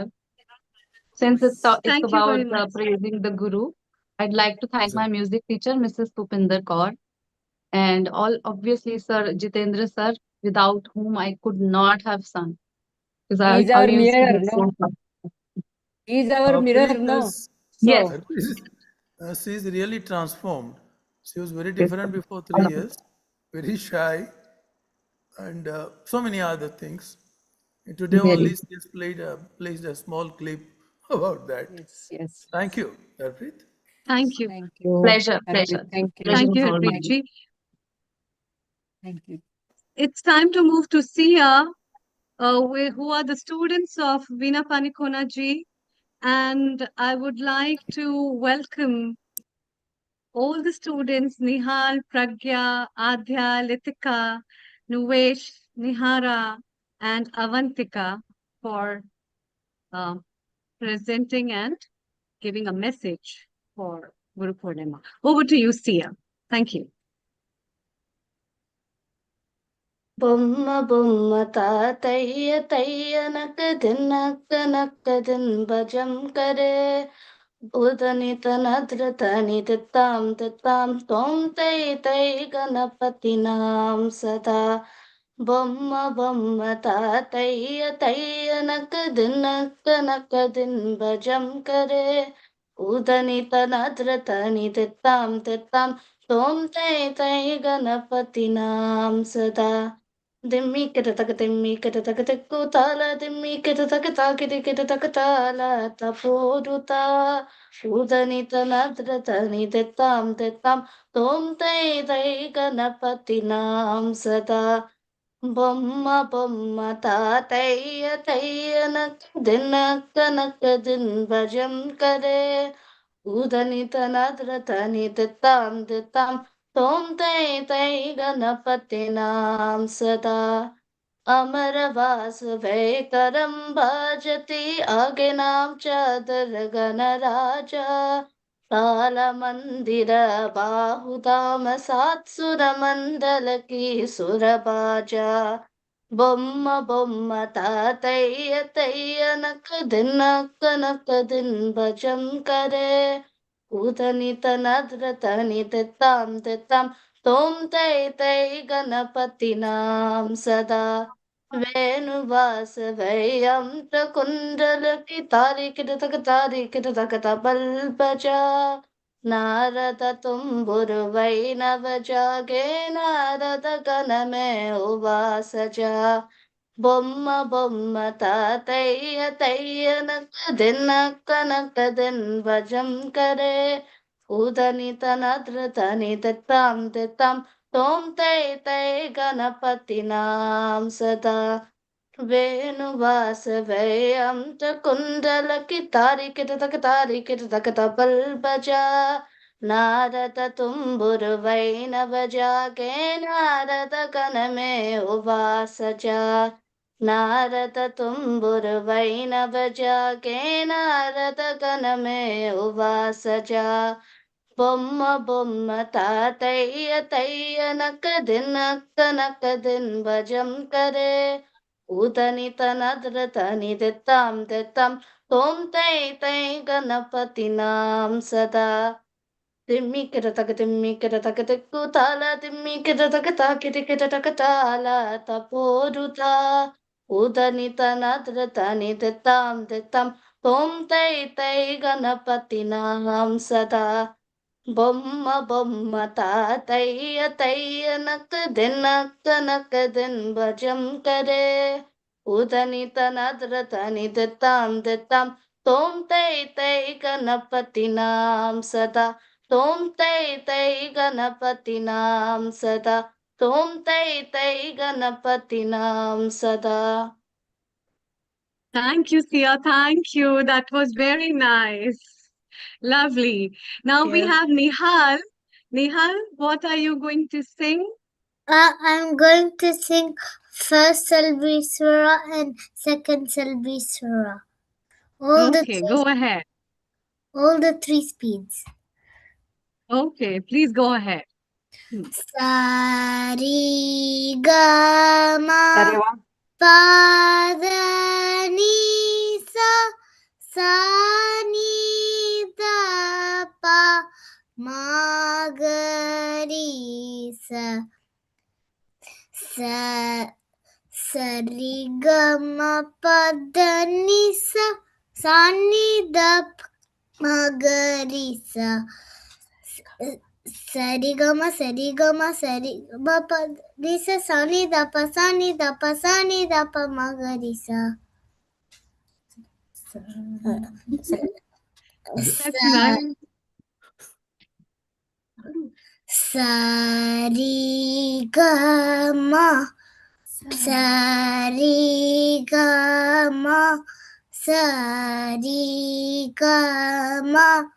pa da ni sa ni da pa ma sa ni da pa sa ni da pa ma ga ri sa.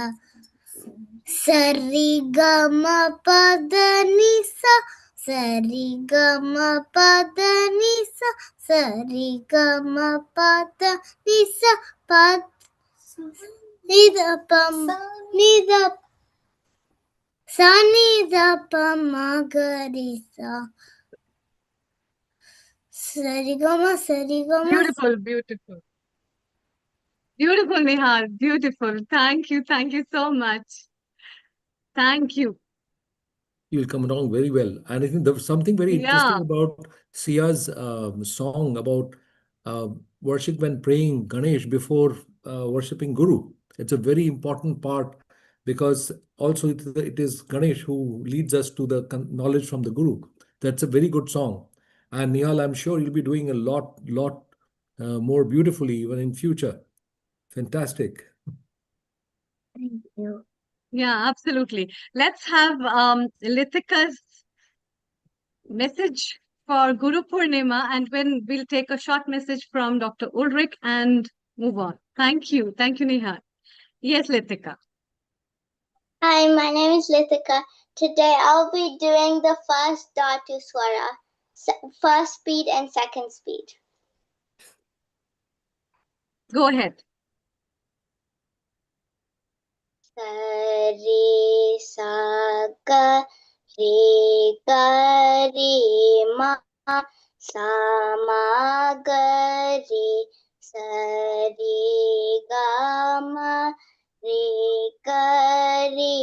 ma ga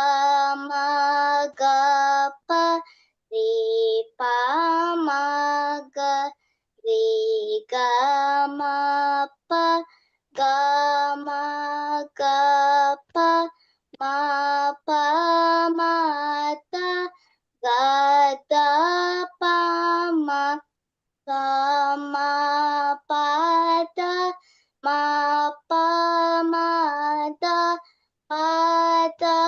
pa ni ma ni da pa ma pa da ni pa da pa ni da sa ni da pa da ni sa ni sa ga ni da ni pa sa pa da ni sa ni da pa ni da ni pa da ma ni ma pa da ni da pa ma da pa da ma pa ga da ga ma pa da pa ma ga pa ma pa paga maga mari pari gama pamagari magamari gari gasa masarika magarisa sarisa gari gari ma samagari sari gama ri gari magama gapa ri pa magari gama pa gama gapa ma pa mada pada pa magama pada ma pa mada pada pani mani da pa ma padani pada pani dani dasa pasani da padani sa sani sa dani dani pa sa padani sani da pa ni dani pada padama ni ma pada ni da pa ma da pada ma pa ma pada da ga ma pada pa ma ga pa ma ga Thank you, Litika. Thank you so much. mari pari gama pama gari maga mari gari gasa masari gama Thank you, Litika. I liked Thank you very her much. tal was That was constant very right nice. through. Yeah, yeah. And let's have our blessings and comment from Dr. Ulrich Berg, who is our Homa therapy expert, who is joined from Germany. Global Namaste to you and a very warm welcome. Global Namaste. What's your message being a guru? You yourself have been a guru for such a long time, and you teach at so many places. What's your message for your guru? Okay, no. I'm not a guru at all. But I have experienced, and I'm lucky that I'm in contact with two gurus. And for me, see, I'm from Germany. And for us, the concept of guru is just not known. Yes, we have teachers, but that is a guru is more than a teacher. So I come into contact through Agnihotra, the fire at sunrise and sunset. And first I thought that is a little bit strange because they were talking about the element fire. And I know in chemistry we have 92 elements, fire is none of them. And it was a little bit skeptical, but I felt the power of Agnihotra. So I started. And then after half a year, I went to India to meet the persons who teach with Agnihotra. So first I met my teacher Srivasan Paranjape in Pune, and then through him also Sri Gajanan Maharaj in Akalkot. And Sri Gajanan Maharaj from Akalkot, he said his vow was, I will resuscitate the Vedas. And so Agnihotra is the first step, the method which he gave to everybody so the Vedas can be resuscitated. Now, what is a guru? At that time, for me, it was just a teacher, somebody from whom I can learn more about this method. But a guru is more. Literally, it means somebody who takes you from darkness to light. And also, he then put me to answer or to pose this question: what is the meaning of life? What is my purpose as life? And then I understood, as the whole planet now is in a state of dire emergency, or you could say the whole planet is in ICU, we should try to help to heal the planet instead of just pondering on purely academic philosophical questions, because it is such an urgent situation. Also, the question is how to live a happy life. And modern science does not give an answer to that. but it is Swadhyaya, self-study, which helps us to understand that more. And the guru holds your hand, and then as soon as he has got hold of your hands, he does not loosen the grip, even if you would do so. Like a mother and a child, the mother holds the child, and even if the child would loosen the grip, the mother would still hold the child. And also one thing I learned, or the teacher said, if you have a burden in your life, just give it to the teacher. It is like we are traveling in a train. Carry our suitcases. The train is going. We still hold our suitcases in the hand. Why not just set the suitcases down and the train will take care of it? So that's the thing with the guru. So Thank that's you. an important thing. And one more, we should not reclaim the fruits of our actions to ourselves. If things are going well, it is fine, but we should not be proud. On the other hand, if things are not going well, we should not blame ourselves. So these are some of the lessons which I have learned. And so Thank you. very, very grateful to my teachers, to my gurus. Thank you. Thank you very much. Thank you for your message. And let's take up our children from Vinapanikona Ji's students. Over to you, Prajna. Go ahead. Global Namaste. Please go ahead.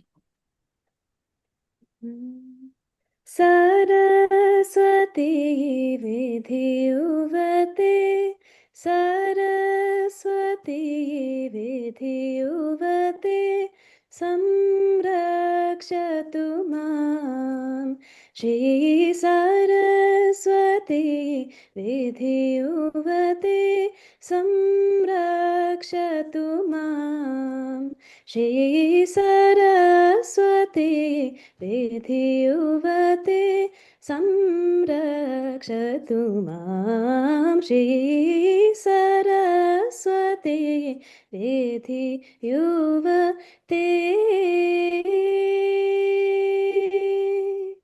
Murali Veena Gana Vinodhini Samvedhini Murali Veena Gana Vinodhini Samvedhini Murali Veena Gana Vinodhini Samvedhini Charu Chandra Hasini Sarasiruha Lochani Murali Guru Guha Modini Chatparga Swarupini Hamsini Brahmani Aratta Varna Rupini Murali Guru Guha Modini Chatparga Swarupini Hamsini Brahmani Aratta Varna Rupini Saraswati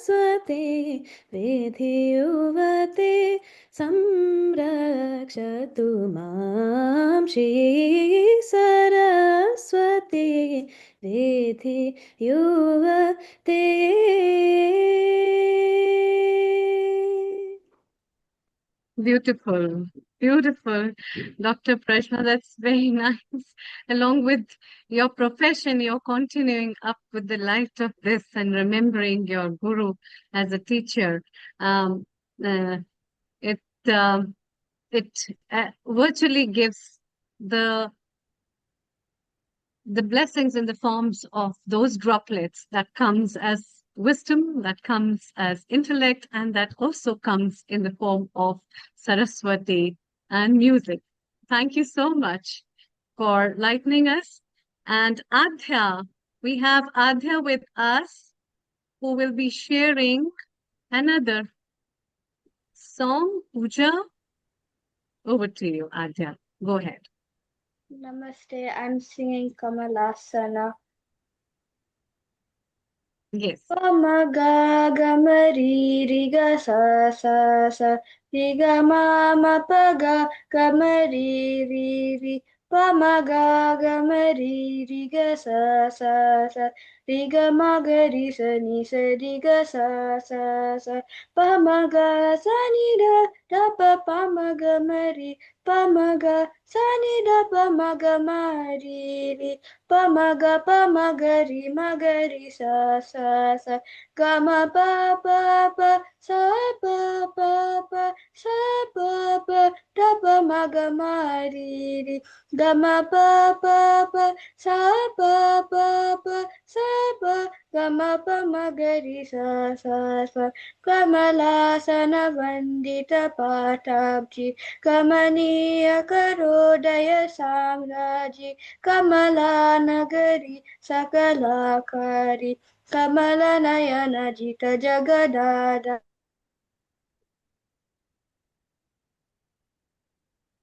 Hari Kamale Vibale Guruge Maye Kamala Sashi Vijaya Vadane Abaye Kamalendrani Bhakti Vishri Gauri Pujita Hridayanande Kamalakshi Pahi Kamakshi Kameswara Varasati Kalyani. Very good. Thank you. What is interesting is, by the way, Nice. the Pragya's song and discussing Veena is very, very interesting because Veena is a musical instrument which actually connects you to the consciousness, and it's got multiple vibration channels, and they've got very serious connection between our consciousness and knowledge and how they connected. Fantastic. Yes. Let's welcome Nihara. Nihara, what have you lined up for us?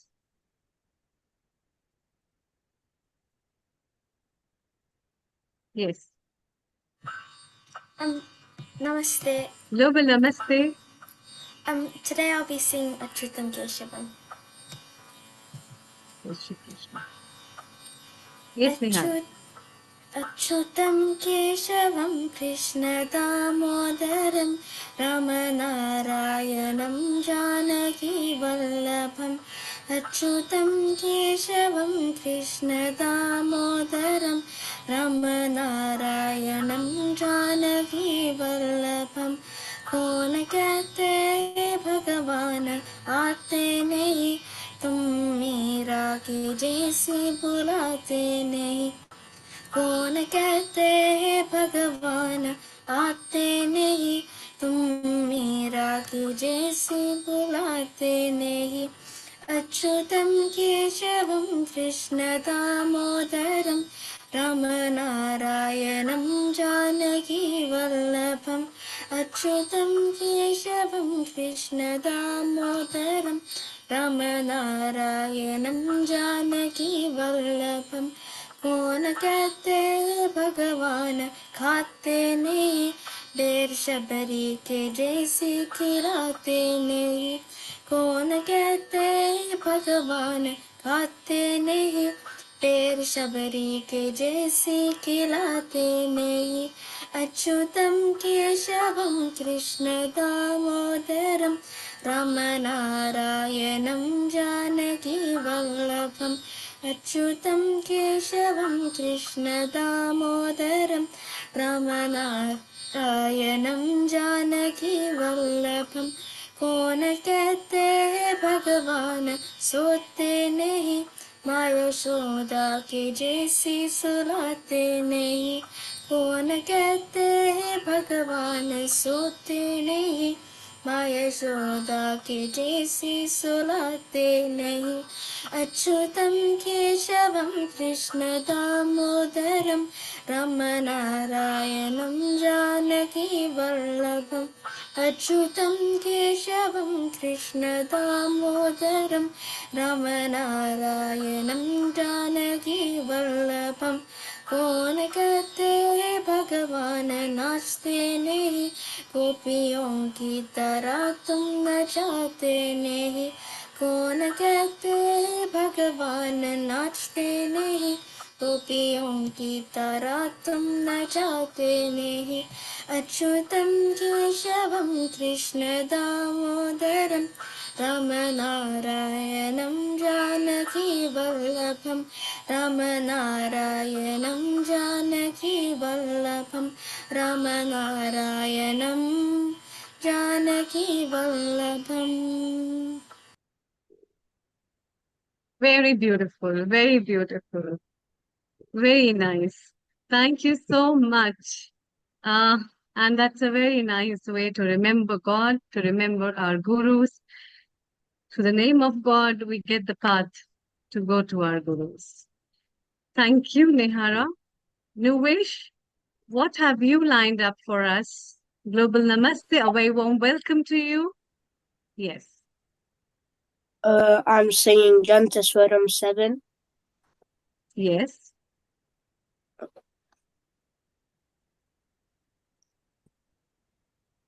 Sa sa sa ri ri ri ga ga sa sa ri ri ga ga ma ri ri ri ga ga ga ma ma ri ri ga ga ma ma pa pa ga ga ga ma ma ma pa pa ga ga ma ma pa pa ja ja ma ma ma pa pa pa ja ja ma pa pa ja ja ni ni pa pa pa ja ja ni ni pa pa ja ja ni ni sa sa sa sa ni ni ni da sa sa ni ni da da pop ni ni ni da da da pop ni ni da da pop ma da da da pop pop mama da da pop mama ga pop pop mama ga pop mama ga ga ri ri mama ma ga ga ga ri ri mama ga ga ri ri sa sa. Thank you. Thank you. Thank you. Thank you, Nuvish. Thank you for the singing. Thank you for the songs and also for the light you all share. May God bless you all and also enlighten you with the new journey of life. Keep sharing, keep remembering the Guru as well as the light of wisdom through that. Let's have a quick message from Jitendra Patwari ji from India, and then we move to our next guest from Bhaktivedanta. Over to you. Thank you, Amrita. Global Namaste. First of Global all, gratitude to this great platform where all the people from different cultures, different languages, different countries gather and move towards a common purpose of healing the earth in one way or the other way. We are talking about Guru Purnima. What is the purpose of Guru Purnima? Everybody has put a flower to the bucket, that bouquet. Let me also put my flower. I feel, let's first of all think about it. Is it for admiring the teachers? Is it for passing the gratitude? Is it for touching the feet? Is it for every year just remembering? Is it for catching the energy on this particular day and then forgetting? What's the real purpose? I believe it's my view. Our views also go on changing. And right now, my view is this is the day where we have to think, are we going at least one step towards becoming a guru in a particular way? Which way we are talking? We have teachers who give information. There is information overload, everybody knows. After the internet came and then Google came, and that was also not enough. All this AI and ChatGPT and Gemini, they came. So information is not an issue at all. Information overload is an issue. lack of clarity is an issue. So at that time, what is required? A little clarity from where we are, from where we want to go. All those things are more required. We have teachers, they give information, they train in some way. Then there are mentors, they also guide us in certain ways. There are coaches, they also polish us. Guru transforms our perception. The life remains the same, but our style of looking at the life, that changes. The change comes in such a way that ultimately we are touching the lives of others in one way or the other way. Maybe Guru is taking us to various aspects of life. There are many fields. And when we touch all the fields, then and then we can move towards this. We have our body, we have our stored emotions that regulate our actions also. We have all around us energy field. We have inner circuits also, orbits also, which we call nadi and all other things. Even otherwise, the energy can move. We all want some void, a silence. We all want to feel that. An eternal truth. None of us can say that we'll not go through that death.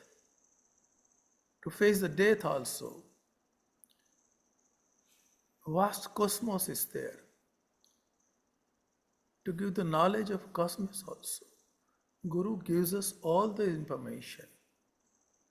Not only the information, he makes us live through all these parts.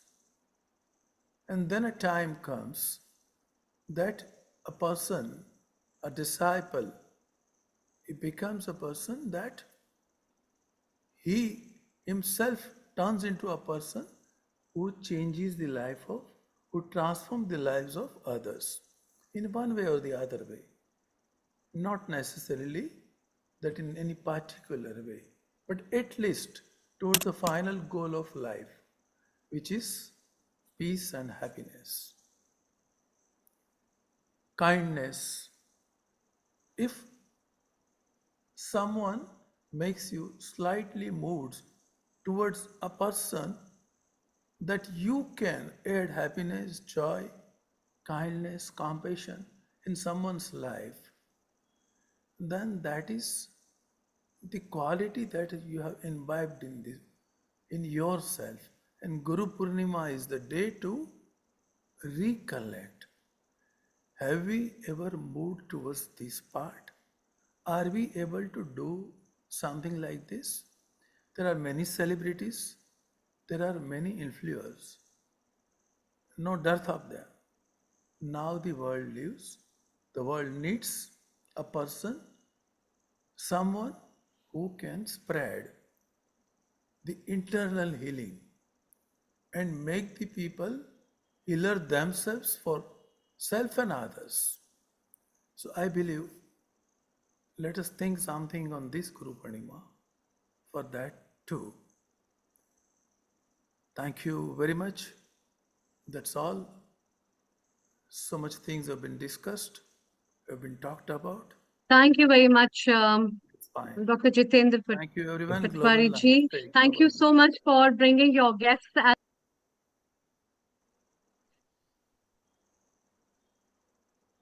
Thanks for joining in. It's now time to move to our next guest, and I would like to welcome Pavaneshwar Das ji, who is from ISKCON Bhakti Vedanta. Hare Krishna. A very warm welcome to you and a very good evening. What is your message at Guru Purnima for the Gurus that we all share together to all the viewers who are listening to us and joined us from various partner channels globally? Over to you, Pavaneshwar Das ji. Hare Krishna, ma'am. Thank you very much for Hare Krishna. inviting me. I'm very happy to be part of this wonderful gathering. So today we are celebrating the festival of Guru Purnima. Some parts of India it is also called as Vyasa Purnima, which is going to be on 19th on Purnima. So it's basically on the occasion of Srila Vyasadev's appearance, this particular occasion, this particular celebration is being performed. It's mainly to recognize and remind ourselves what is the great contribution of Srila Vyasadeva and those who represent Srila Vyasadeva, and also remind ourselves what is our duty following in their footsteps. So that is the main thing. So before speaking few words on this particular occasion, I would like to make a couple of prayers offering at the lotus feet of the Gurus. Om Ajnanatimirandasya Jnananjanashalakaya Chakshurunmilitam Yena Tasmai Sri Gurave Namaha. Vyasam Vasishtanaptaram Shakte Pautamakalpasham Parasharatmajam Vande Shukatatam Taponidim. So these are the prayers offered to all the Gurus who are actually opening the eye of wisdom, and especially in Mahabharata, while beginning Sri Vishnu Sahasranama, this verse is recited offering homage to Vyasadev, who is considered to be the great grandson of Vasishta, grandson of Shakti, son of Parashara, and the father of the speaker of Srimad Bhagavatam, Shukadeva Goswami. So this is how Vyasadeva is introduced, great legacy. But however, from literature such as Srimad Bhagavatam, we also understand that Vyasadeva is none other than Lord Narayana incarnates. Dvapare samanu prapte tritiye yuga paryaye jata parasharad yogi Vyasavyam kalaya hare. Vyasa is considered to be the kala of Lord Hari. So in Mahabharata, one interesting story is there. Many times we try to present it very nicely. So Vasishta's grandson Parashara, he had a silly desire that after his marriage, he wanted to have Lord Vishnu as his own son. But he was thinking, how can I ask Lord Vishnu directly to become his own son? So he approached Lord Shiva. He prayed to Lord Shiva. Lord Shiva was very much obliged and he asked, so my dear son Parashara, what do you want? And Parashara very slowly, very gently revealed his inner desire that I want to have Lord Vishnu as my son. So Lord Shiva is worried. Hey, how can I do that? I myself need to approach Lord Vishnu and get his approval. Please wait. Then Lord Shiva approached Lord Vishnu and submitted the request of Parashara, a wonderful sage. Then Lord Vishnu was very much happy to become the son of Parashara. So then Lord Shiva returned to Parashara and responded saying that, "Oh, my dear boy, Lord Vishnu was very much glad to become your son. By the way, I am also thinking to become your grandson." So in that way, Lord Vishnu is said to appear as Vyasa and Lord Shiva is said to appear as Shukadeva Goswami, the son of Vyasa. That's how our Acharyas have revealed. And one of the important contribution of Srila Vyasadeva is, so among the cycle of 4 yugas, Satya, Treta, Dwapara and Kali, for the first 3 yugas, Satya, Treta, Dwapara, the disciple would listen from the Guru and remember for the entire life. They were called as Shrutidaras. Unfortunately, in Kali Yuga, people are not Shrutidaras. They needed some assistance so that they can remember the Shastras. So for that reason, a wonderful personality is chosen to be a Vyasa at the beginning of every Kali Yuga. So they pen down all the Shastras that were orally passed on in the Guru Shishya Parampara for the benefit of the Kali Yuga residents. So like that, for the present Kali Yuga, at the very beginning of the Kali Yuga, it was Srila Vyasadeva who penned down the 4 Vedas, Rig Veda, Yajur Veda, Sama Veda, Atharva Veda, 6 Vedangas, 4 Upavedas, and 4 Upangas, Ashtadasha Mahapuranas, Ashtadasha Lagu Puranas, etc., etc., etc., catering to the needs of different variety of people going to be born in the Kali Yuga. And especially, even for the mass audience, the general populace, who may not have that intellectual capabilities to read, understand, and decipher the meaning of the highly Sanskrit-driven Vedic literatures.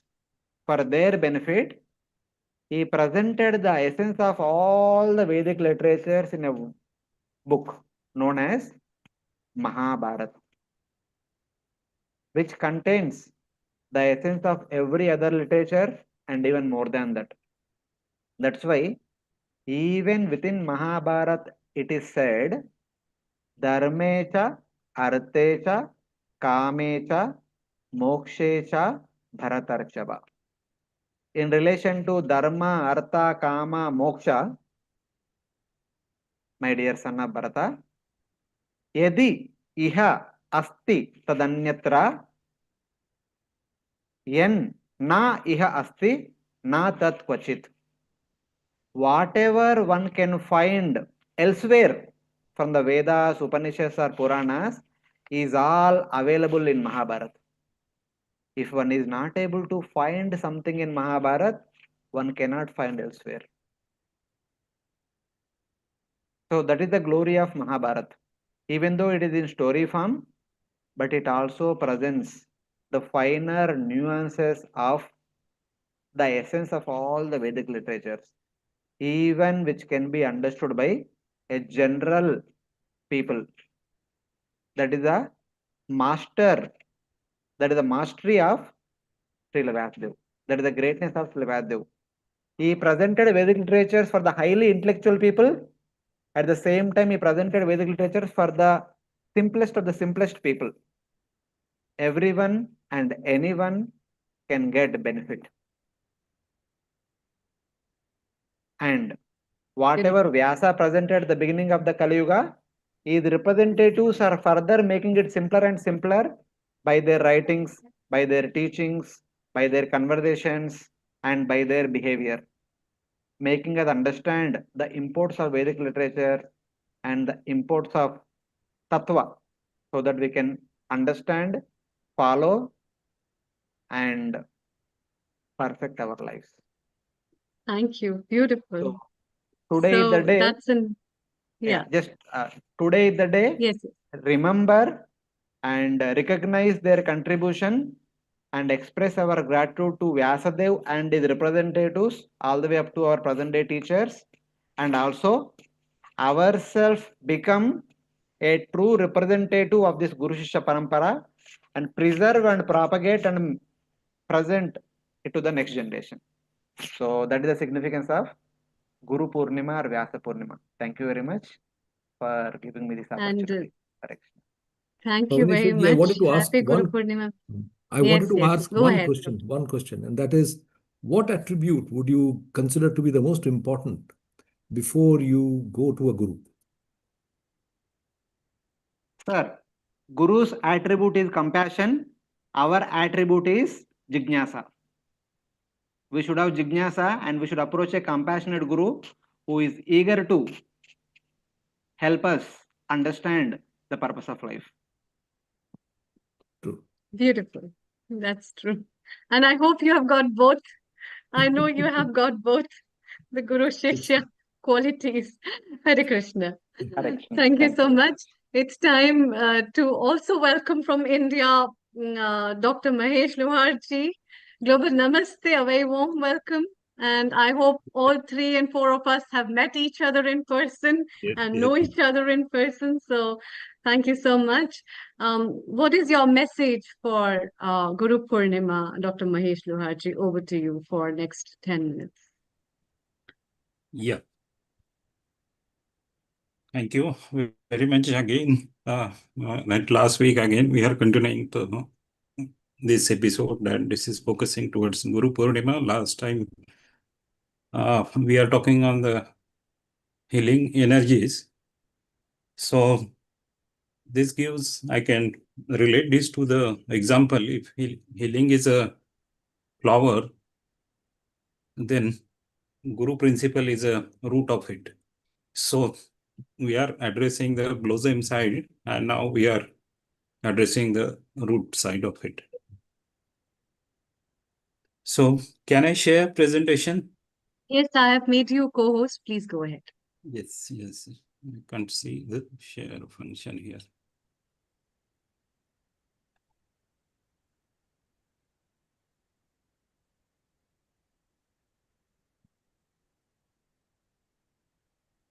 With the more versatile messages and thinking and wisdom and notes that come from various students worldwide, it's beautiful to get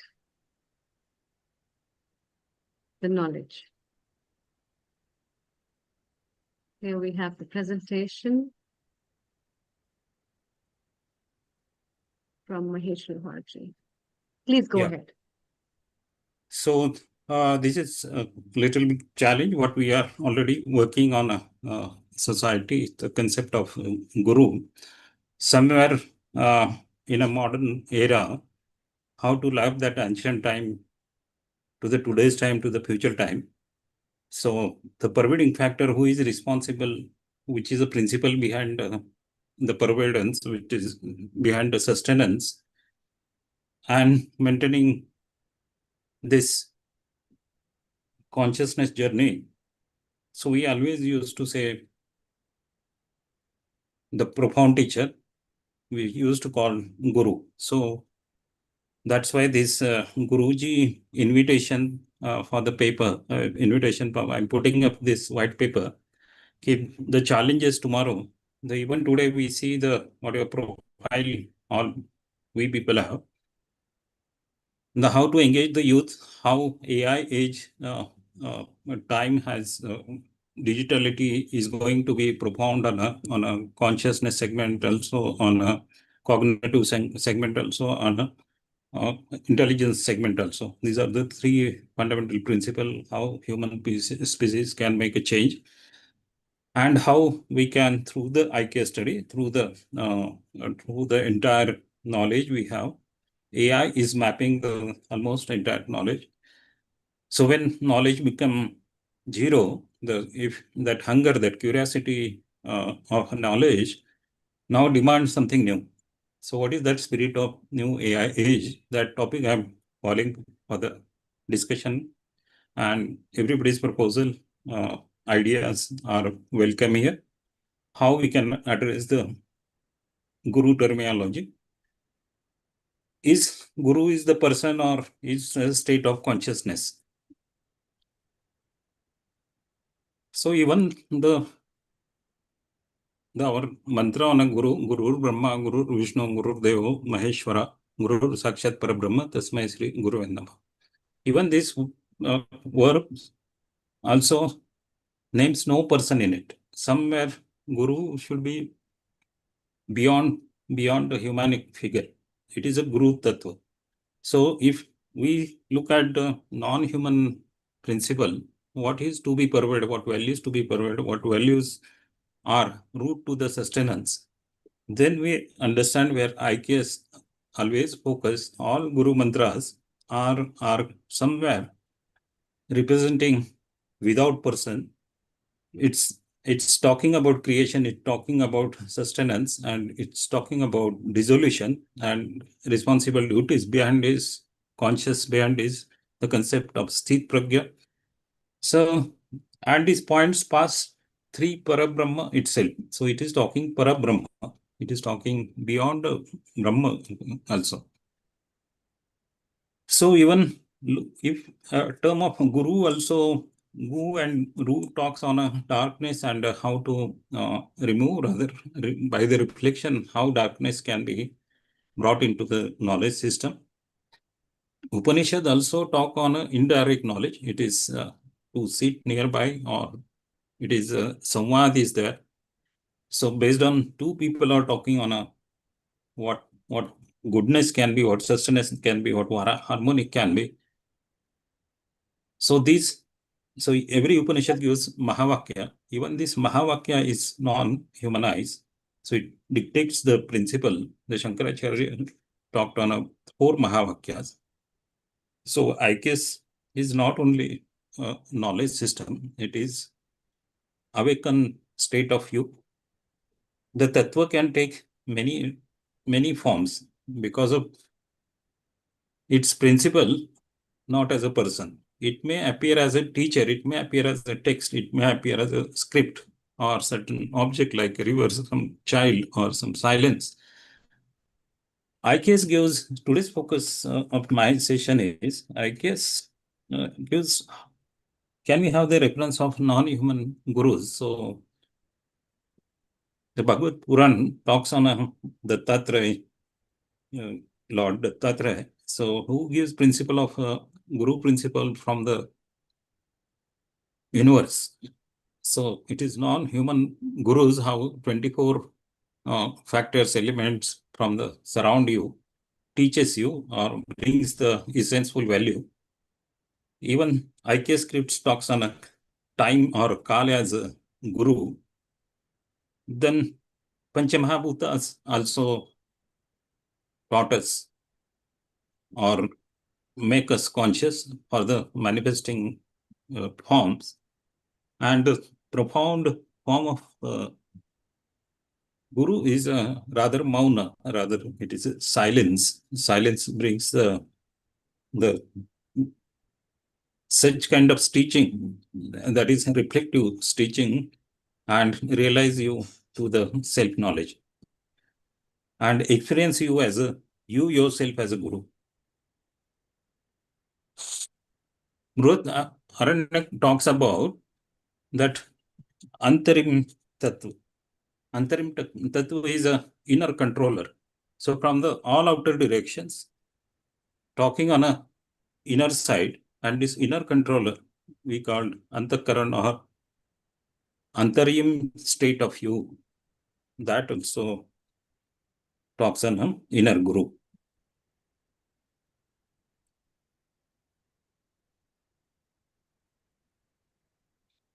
So like a moon here, I'm giving one more example of moon. Moon has no direct light, but simply reflects the sun. So Guru never asks to worship him. He teaches us to reflect the light, what is already present within us.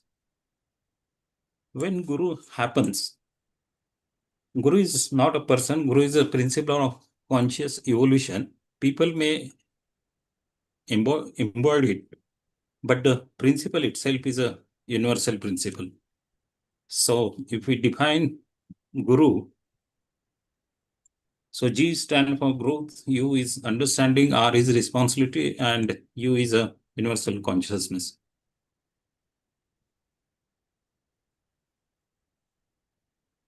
ISLF already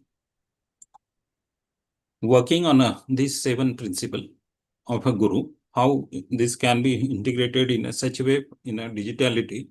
So the element of the purpose of Upanishad, the purpose of Vedas, the purpose of every evolutionary script, how it is to be continued in the new medium of understanding. So 5 Panchamahabhutas, then moon, then honeybee, then child, the spider, the arrow maker. So these are the 7 virtual gurus what ISLF framework is looking for to integrate into digital world. So one is the nature, which teaches the harmony, the time, the kal, which teaches the patience, the silence, the mauna, which teaches about awareness, the relationship that teach about compassion, the challenges, that resilient nature, and purpose teaches us the direction, and ultimate be into consciousness teaches us the true self. In the digitality age, we may have the virtual teachers everywhere. IKS reminds us that whole universe can become our guru.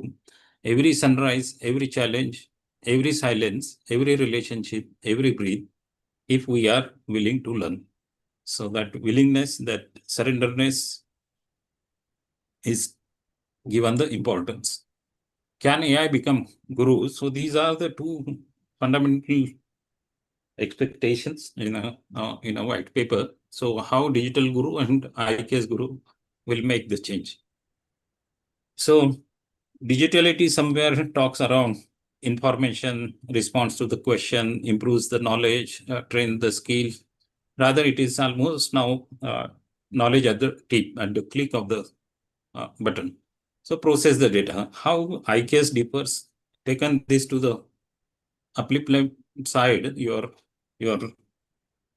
enhance intelligence that awakens insight, transform the questioner, cultivates the wisdom, and shape the character, and improves within us. And in that, so AI has a memory, human have the experience, Guru awakens the awareness. The future belongs not to the only to the artificial intelligence, but to the awakened intelligence. So challenge is how the artificial intelligence, how we can train it to bring the protocol. It becomes the awakened intelligence. Here, IKS will bring the best protocol. And this protocol, we can say the consciousness protocol. The 5 design principles which may any digital guru of coming age should be built, taught, and judged. So Satya first. So truth, we are focusing first is a truth. Then Adhikara, aware. Just now sir has asked question, who should be Shishya or discipline of disciple. So this gives Adhikar, aware. Viveka is a building that strengthen the learner own discernments, and the success is a independence, not a dependence. Then Ahimsa and Karuna and Guru in the loop. The human Guru remains like a source of direction, and bearer of responsibility will be always with human intelligence. So artificial intelligence may well become the Acharya of information, but the Guru must remain the source of consciousness. So this is the white paper I'm inviting. So all intellectuals are here. So this is not a conclusion. It is opening for the global dialogue on a Guru Purnima. The duty before us as intellectuals, the digital world quietly building the new social framework in which the next generation will have to form value, attentions, and a sense of itself. There's something will occupy the seat of Guru in that framework. The only question is whether we shape it deliberately or let it be shaped by whoever and whatever holds the attention best. So I say, therefore, opens the Guruji as a living white paper, a document meant to be co-authored, contested, and revised, not published, and closed. So we invite all scholars of IKS, educators, then AI researchers, technology, all philosophers, psychologists, neuroscientists, consciousness researchers, the spiritual teachers, Thank and you. yes, Thank yeah, you very much, Dr. Mahesh. yes, it is done. Thank you. Kindly here.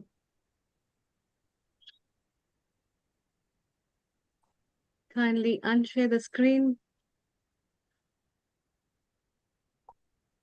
Thank you very Yeah. much. And I think people would love to join you with all the endeavor. And yes, Dr. Anukulji, your I think message and comments. there are And we this is a also have a couple of guests, Vinay Kalia, who has joined us. Yes, please. Please go I ahead. think Dr. Lohar's particular approach is also very, very interesting and very important in the current days, because one thing is a concept of consciousness, which itself is not a defined terminology. It is somewhere that you know, and you're aware of it, and yet you do not know where it's located, and it is actually very universal. And if you see the geometrical models and all the quantum physics related research, it really does not say where exactly it is existing.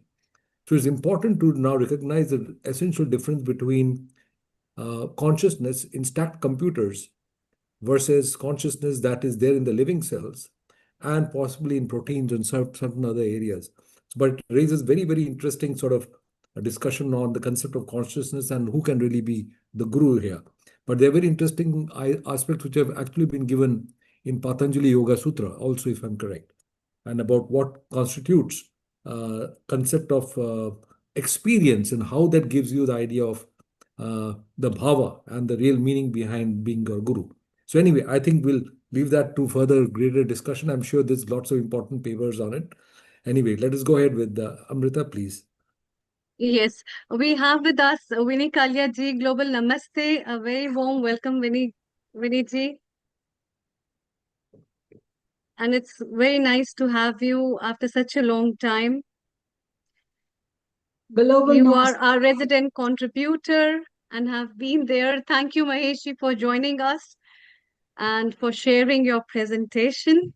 Thank you very much. Let's have a quick message from Vinay ji and we move over. Thank you.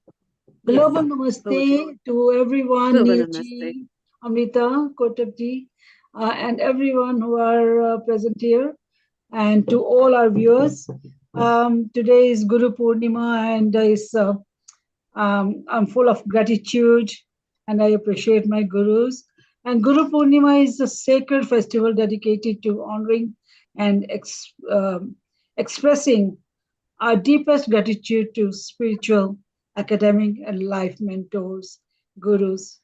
So, Gu means ignorance, darkness, and Ru means remover of darkness. So, Guru is the word. So, Guru Purnima, congratulations to everyone, and I wish, I'm very thankful to my gurus, my parents, my teachers, everyone who I have learned from. So I thank everyone, and global namaste to everyone in Canada, US, everywhere globally. And I really appreciate Amrita that to invite me here. Thank you so much, and you have given me opportunity to say a few words. So thank you, and thank you so much, Neilji, Amrita, and Nishitji, and everyone. So thank you. Do you want me to sing few lines? Please. Sure. Thank you very much. Please, how can we let you go without singing? Please go It's ahead. just a little bhajan. ले चलो कल्याण मग में देव तुम पद रम्य से ले चलो कल्याण मग में देव तुम पद रम्य से सब साधनों के बोध से संपन्न हो हम हे हरे ले चलो दूर कर दो वाकृताग्नि जो हमने ऐसी दूर कर दो वाकृताग्नि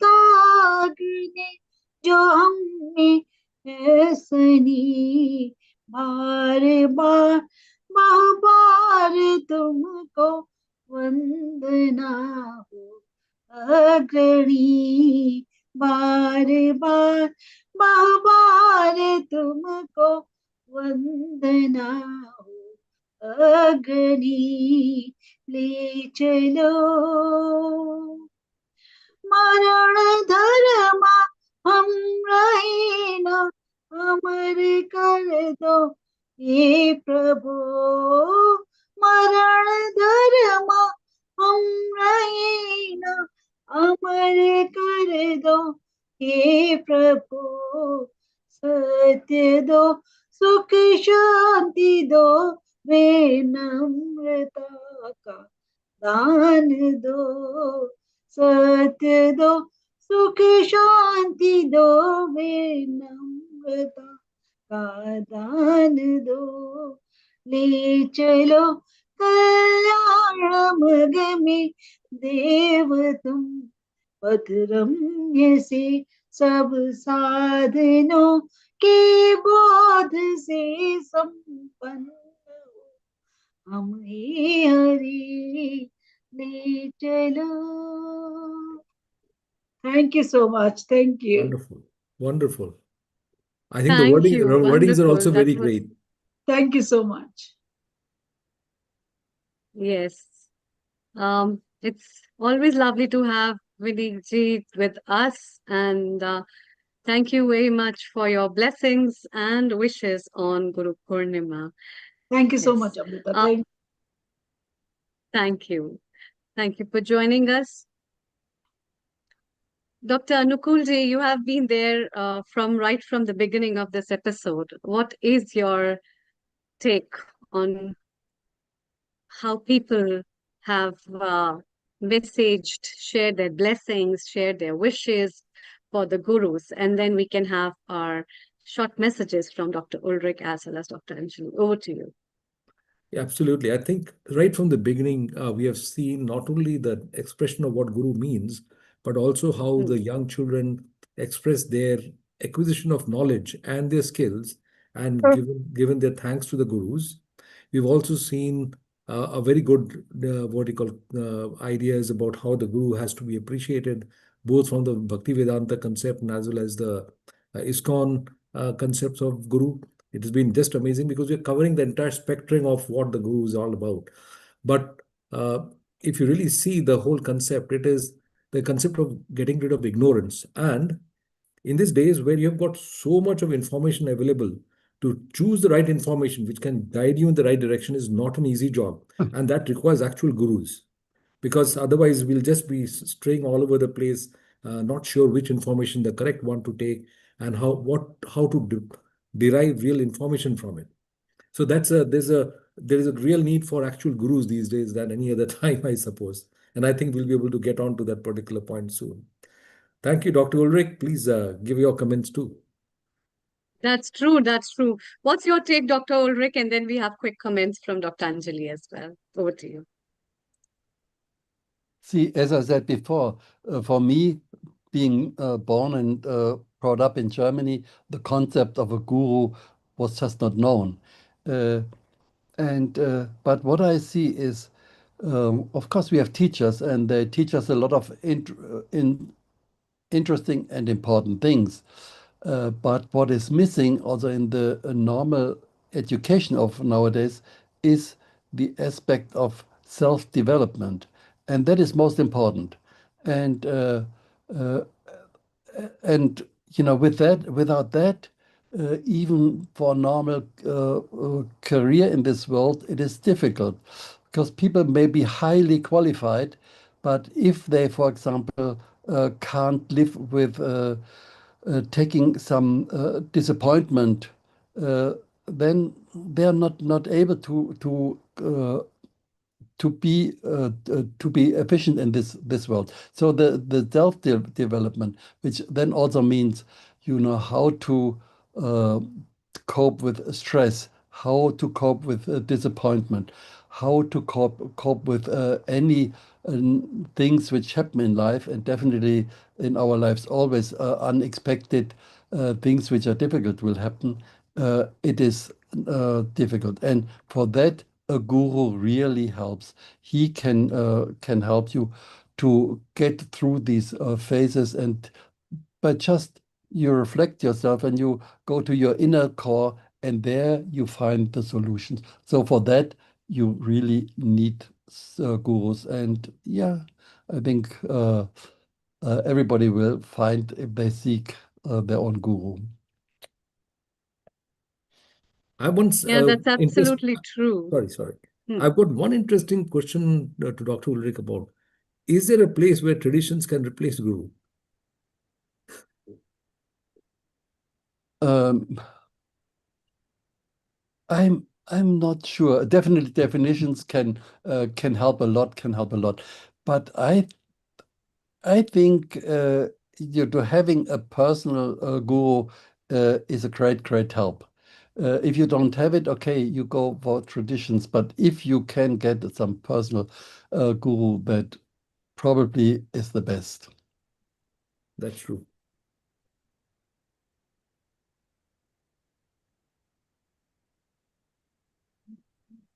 Dr. Anjali, what is your take on the discussion, and Dr. Mahesh Loharji, who is also there, on his take on that? Dr. Anjali, over to you first, and then we take over with Dr. Mahesh Loharji. Over to you.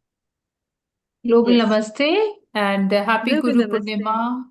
Happy Guru Purnima, and we salute all our gurus, all our mentors, teachers, and professionals who have guided us to the path of, towards strength, towards truth, taken us away from darkness, and given us a very guiding light towards achieving our goals in a very, very scientific way and in a melodious way, I would say. Today we had a lot of melodious voices here. And thank you for such a beautiful program, Dr. Amrita and everyone. Thank you so much. Absolutely. Thank you. Dr. Mahesh Loharji, how do you correlate with the words that are being shared with Dr. Anukulji and Dr. Ulrich? Over to you.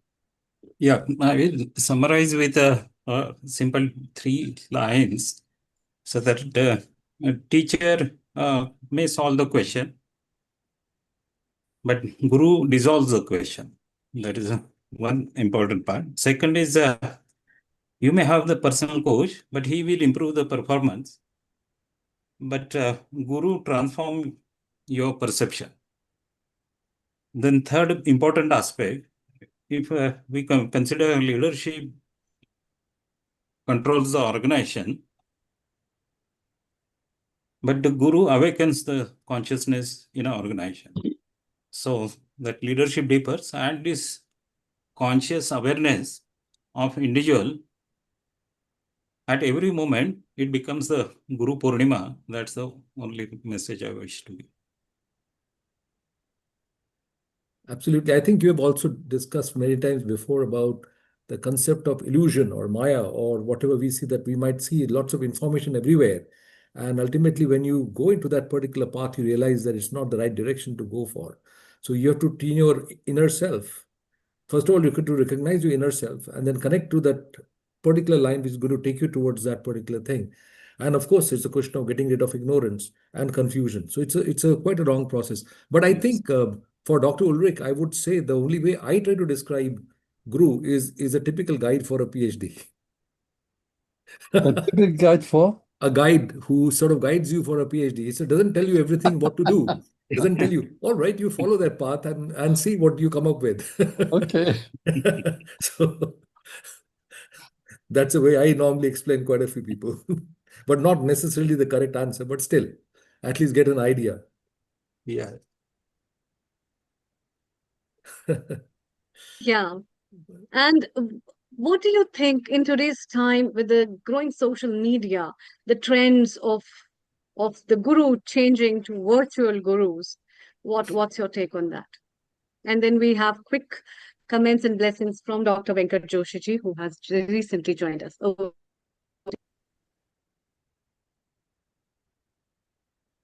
Yes, Dr. Mahesh Lohaji, over to you.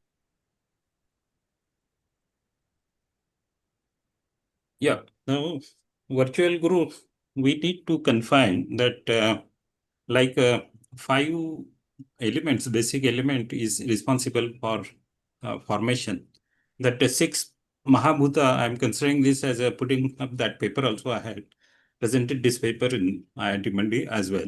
Can we consider a digital Vishwa, digital world is a 6th Mahabhuta?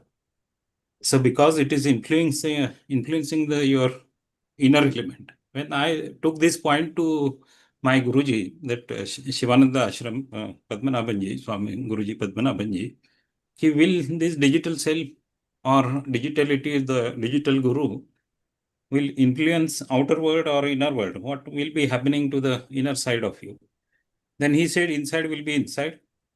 Yes, outside will be extending its limit. It is expanding. So it will be extending your limit. But this digital guru concept, virtual guru concept, can bring you virtually again to the inner side.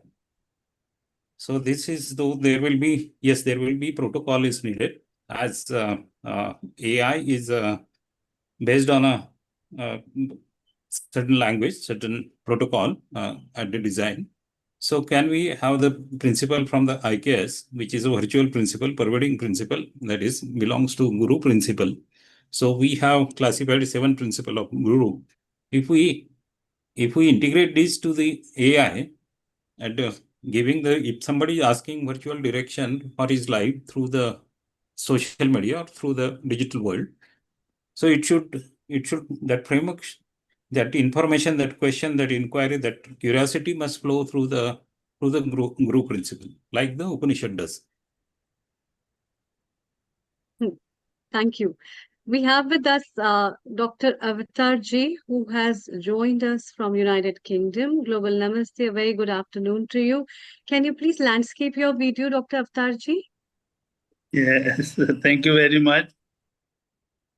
Yeah. Thank you. Can you please unmute?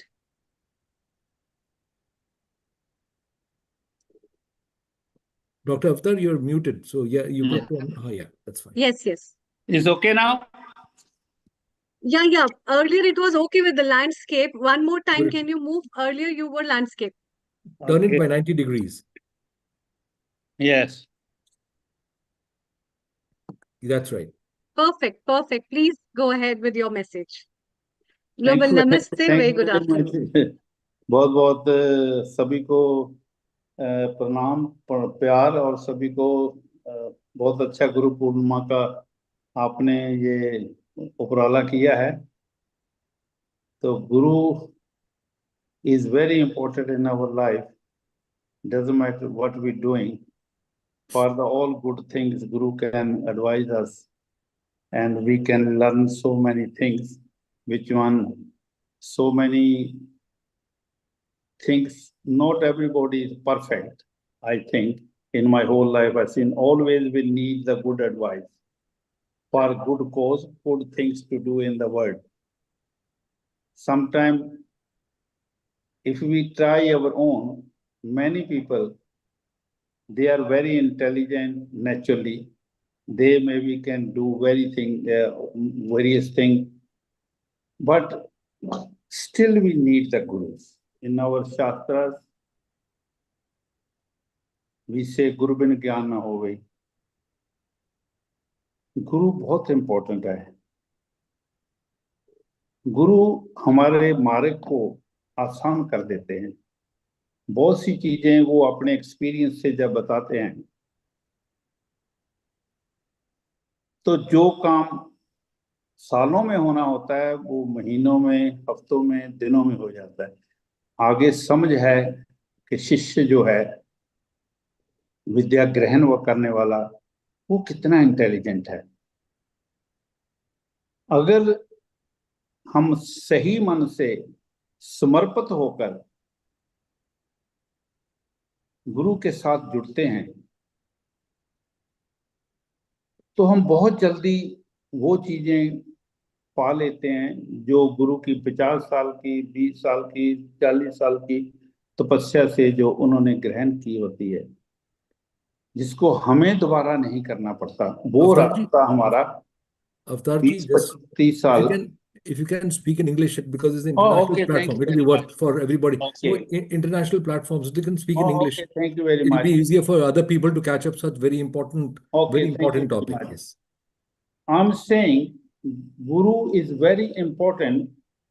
Many things we struggling to learn these things. Guru already have the experience for that one in the past. That experience Guru can pass on to the Shishya, and journey can become more fast. What he learn or she learn, Guru learn, that one is most important thing. He can tell to his Shishya what is the hurdles in your life, in your Vidya, in your education. If we, that is in our Shastras, very important. They always say you need at least, we can call the mentor, we can call the teacher, we can call the Guru, doesn't matter. Guru is very important. When we learn through the Guru, we can same target achieve more quickly and more accurately, where we don't have to struggle too much.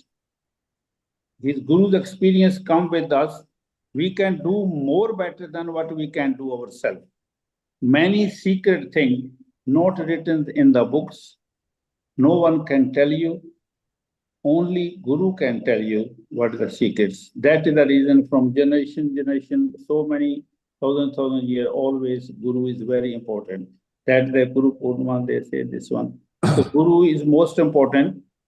So we have to start our education, start our journey to learn new things through the Guru. Find the right type of the mentor, right type of the Guru, then we can achieve our goals more easily, more quickly, and more peacefully.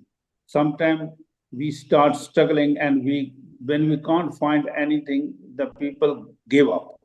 I also in my life, I always say, we have to become, if we want to learn new things, we have to become first Shishya. Good Shishya can find the good Guru, and good Guru can make the Shishya also better than him. So this is very important in our Shastras. Guru Purnima, they say they made one day to at least everyone know, remember this Guru who teach them, who that told them what is the right way to do the things, settle the things. And especially I'm an Ayurveda doctor. I'm always say to anybody, the people want to learn Ayurveda, I always say, if you want to learn Ayurveda, you have to find first good guru, good teacher, good mentor, who can teach you his experience and tell you what is the easiest and best way to that one. In every kind of education, doesn't matter, not only Ayurveda. And I myself, I have the 3 gurus when I was learning Gurukuls, and they teach me which one is not written in the books. Experience and books. Books can give you the knowledge, and Guru can give you the experience. With the education on the books, you can learn, you can imagine, then you start your own way. But when Guru says, this is the meaning of this one, this way you have to do it, then definitely under the supervision of the Guru, under the supervision of the mentors, not easy to achieve the targets. That's in my life. I always tell other, many people ask me, how are you doing this kind of treatments? I say, you have to be learn that one. If you want to learn, first you have to be keep in your mind, settle your mind. First you have become the Shishya. Doesn't matter what age. Doesn't matter what you want to learn. There are so many things to learn in the Ayurveda. It's endless. Everything is new. So Guru, I speak on the most of time, my life is Ayurveda. And I always say, when you learn from the good Guru, you never have any problem in your life. You always successful. Respect, people give you the respect because you giving the what you learn from the Guru to settle other. Whole world is suffering from. Doesn't matter from the education, doesn't matter from the mentally and physically. The most problems nowadays, mentally and physically both. So we need to this kind of program to bring the good gurus on that one, and they can give the right way, right ideas, right teaching to the world. So how can we help the public? How can we help our audience? And there they can do solve the problem of the people in the world, and people in the world can live peacefully, healthy, and look after each other. There's so many, there's a social life, health life, other life. In everywhere we need the Guru. Without that one person, if you not do the proper system, work through the system, then they lost. There's one thing I want to say, Dr. Avtarji, is about, there's one thing about the external life, that ultimately we are trying to get satisfaction for our own selves. And understanding what we are as selves, the spiritual components of ourselves, is what actually requires the Guru's intervention. So basically, to understand our own self, we require an actual Guru. And that is what all the Vedas, they say that to understand this thing, you need a Guru who can give you the experience of knowing your own self. And that internal looking into the mirror of your own mind, which actually constitutes a Guru's real ideology. And the day I decide that I know I want to be happy, I want to be satisfied, then I go to Guru, please tell me, how do I understand my own self? And without understanding my own self, I can never reach that point of happiness. Definitely what you say. That is when I say spiritually, doesn't matter any time I take it. Spiritually, lot of people are mentally stressed. Why they stress? Because they can't handle inside the system.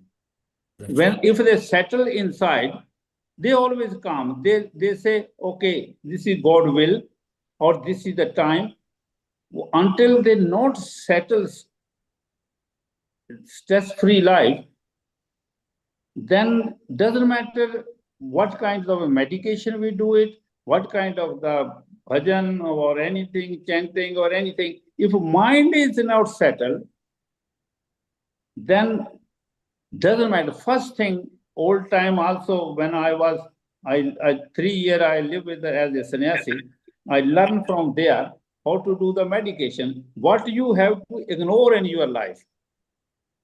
Not too much greed. In our language say, you have to be satisfied what you have. That's the best. I learned that one. And rely on the God. When you rely on somebody like your father, then you are always peaceful at home. If you struggling your own, that's very difficult. So that is, Guru is very important. And tell how can internal system is settled, how you can look after your internal system to keep your mind and body balanced together.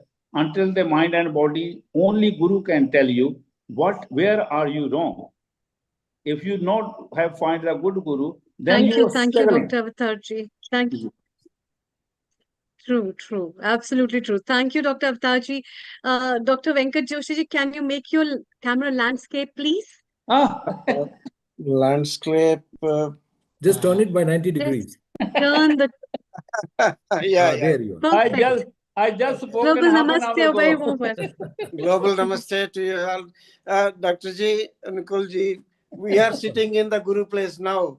Jnaneshwar Ji from Mauritius, Vaidya and Dr. Rakesh Ji from Nepal, Kathmandu, and then in the Guru place, because we are very close to the Nalanda, we are very close to the Buddha Gaya. And tomorrow, fortunately, we are visiting that places with all these three countries together in integration with the Guru Purnima celebrated in UK. With the integration, of course, I would like to give it to them to speak as well. Say, for example, the Guru and Purnima. See, Magadha dynasty, Maurya dynasty, Chanakya, Chandragupta, and then coming to the Jivaka and the centennial celebrations here. 1926, the establishment of this government Ayurveda college here has celebrated yesterday and today. It's a centennial programs, and it was excellent that the Guruji who was here, and he was 98-year-old. 98-year-old, our Guruji, Dr. Vaidya Siddhinandan Mishraji, and fortunate enough to see him, 98-year-old with Ambulant. I have shared the videos with Dr. Amruta. You can see that. I will share also the Ankulji. And this was the wisdom from Ayurveda point of view into the health, from the physical health, well-being, wellness to the well-being into the mental health. In the definition itself, Sharira, Indriya, Sattva, Atma, Samyogo, Dhari, Jivitam, Nityagam, Anubandham.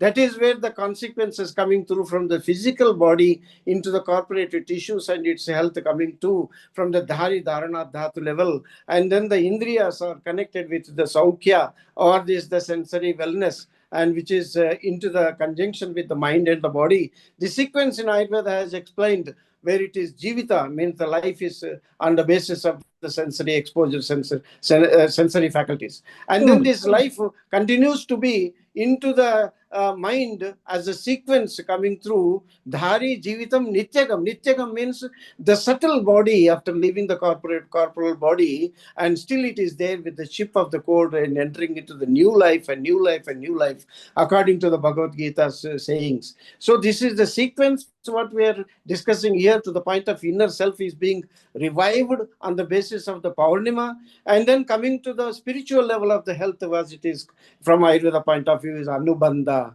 Anubandha is consequently life after life is coming through without your knowledge, and your consciousness from the heart into the blissful mind is raising, because the mind has the four components. Chintyam, four components. Mano, buddhya, hankara, chittani, naham. Shivoham, when it is said, Manas, Buddhi, Ahankara and Chitta, these are the four components of the mind from Ayurveda point of view. When the mind is connected with the Ahankara, there is a limitation of its exposure and understanding and the bliss coming through from the eternality from your heart into the brain. Because you start making the mistakes and you are touching your head. And when you promise, you put your hand onto the chest, because that is coming honestly from your heart. So this is the conjunctions of the promising or making a mistake is a juncture of your deciphering knowledge about the inner self science being your consciousness is speaking to you. And then there is mind with this changing four faculties. Then the Buddher Bruhaspati Guru means the Jupiter. How the Jupiter planet is collected, protecting our earth from the bombarding asteroids. That is the same sequence of these hurdles are being protected by the virtue of this intelligentsia, which is present coming through from the heart, and truly, honestly, the tears rolling down into the lateral eyes. You see the inner cancers of the tears or the outer cancers of the tears. The physiological process when it comes to the joyous is the tears rolling down into the lateral eyes. And when the sorrow, the misery comes out from the heart is in inner canthus. There is so much to express how physiological changes connected to the Sukha and Dukkha, the pleasant and comfort or discomfort, as Ayurveda understand. And that is where the Purnima is the full moon, the bliss, Buddha Gaya. And this is the place where the enlightenment has taken place, near the Ganges over here, historical place where over here. And that is where the Buddha Purnima means how the oceans rise with the full moon day. That is the brain waves with the fluids are being rise with the intelligentsia or the transforming buddhi into the chitta level, because that is the component, fourth component. So manas with the ahankara and buddhi with the chitta is the conjunction where Ayurveda tells about how to purify yourself into the inner consciousness, as Anuragji has mentioned. And that is where the Buddha Purnima enlightenment is a reality from life after life, as we are going to be liberated into the process. Anyway, I would like to give and introduce Vaidya Rakeshji from Nepal, and he has got a big establishment of the Ayurveda services, a large Double services. namaste. Yes, Warm welcome. and then the Gyaneshwarji from Mauritius. So these are the pioneers coming from different countries, and so many countries were there, but then they're together to convey their messages from their context point of view about the Buddha Purnima. Gyaneshwarji and Yes. Rakeshji. Yes.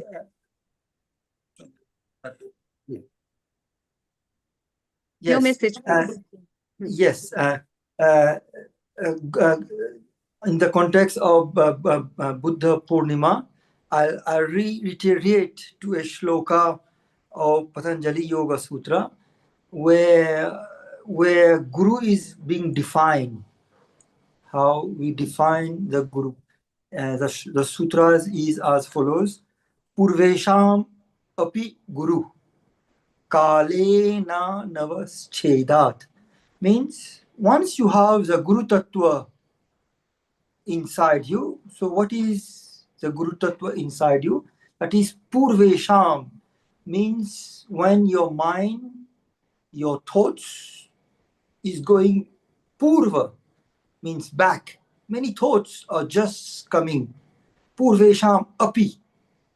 And it is attached with many thoughts. You are going back, just like bubbles are coming out from a water which is boiling. It is just coming out. And when the water cool down, it's just pacified down. So Purvesham api, all our past thoughts, when it's coming, Purvesham api kalena.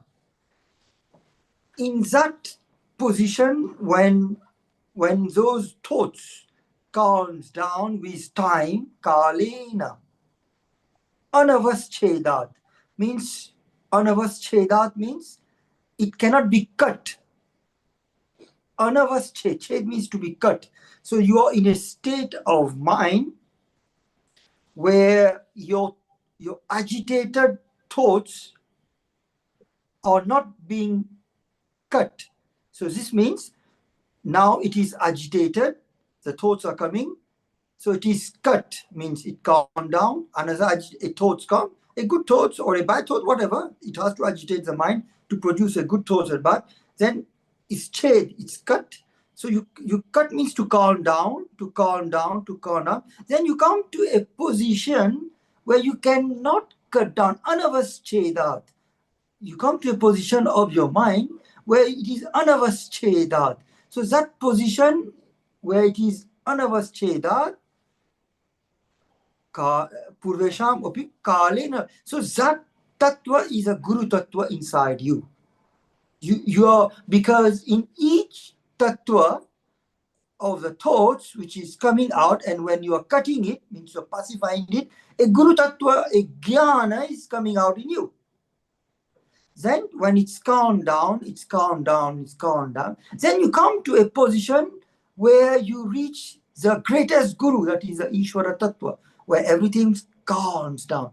That positions will not give you any other thoughts. It's the standstill position of your mind, the final Guru. And those other thoughts which are coming, they are the one which is chedat, which with time will change, it will cut down. But then a time comes in a mind where it's calmly down. So that position is a Guru position, is an enlightened position. So on a Guru Purnima, we turn our mind to that anavastheda position where it cannot be cut because there is nothing there. You cannot cut. It's just like an empty air. You are throwing a cutter, knife. You can't cut anything. So in the same way, the thoughts agitator has calmed down. You're in a voidness. So in a Guru Purnima, you get the Purnatva.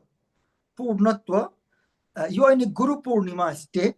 Why we say on a full moon? Because full moon calms down the mind. The sheath virya is there, rajas of mind. So it helps us. So the moon is a factor to help us. Please understand, the full moon is helping us in calming down the agitated thought to reach the kala where a kala where it's cutting, a kala is cutting, then you reach a kala where there's no more cutting.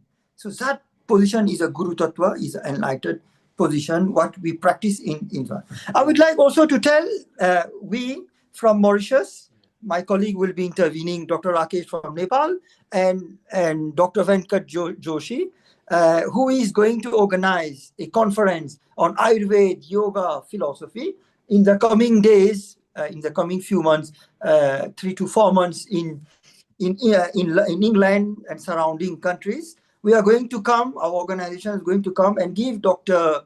Venkat Joshi voluntary with our team, with our from Mauritius, from Nepal, our expert team and volunteer will be coming to organize a such type of conference in London in the leadership of Dr. Venkat Joshi and his surrounding people. So I see we very much appreciate if you could kindly join Dr. Venkat Joshi, and we will come and we could interact and spread this type of knowledge to the people of UK, or whatever little time we have. Will be coming for a few days because I need to come out. I can't leave too much of clinical practice. Sure. Please, We'll hear him. Yes. Dr. Rakesh. Pranam, being a child specialist, Ayurveda pediatrician, I would like to say that when we nurture the baby, and baby is the future of our life and our system and our whole human creature, and we are coming with the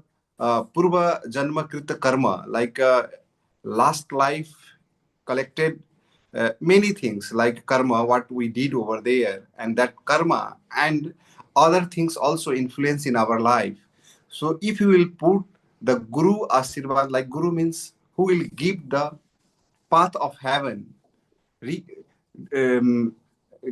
the opportunity to merge with nature, like heaven, we can say, and will not get opportunity again and again to come in this world like a moksha.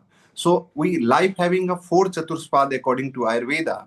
So if we'll think ki our next generation, our progeny will be blessed with guru and a skill of our ancestral practice like dhyana, yoga, and Ayurveda blessing indoors since beginning of life, then definitely our new progeny, new generation will be like a Guru Tattva, like a peaceful and effortful, and we can say the one kinds of real creature of Lord, or we can say nature and everything. So it's my humble request to you to put all collective approach of indigenous properties of India like Ayurveda, yoga, and meditations since the first day of life. Then definitely our our like a guru, like a Bharatiya Parampara, and Bharat is the Vishwa Guru, and ancient time. Definitely, we all Indian origin people will be a leader of the universe in every sector. Thank you, Krishnadev. That Definitely is in very every sector. Today is the grace of Almighty and all. Absolutely. I think there's one thing I was to ask you about is the Guru Tattva, the entire concept. Buddha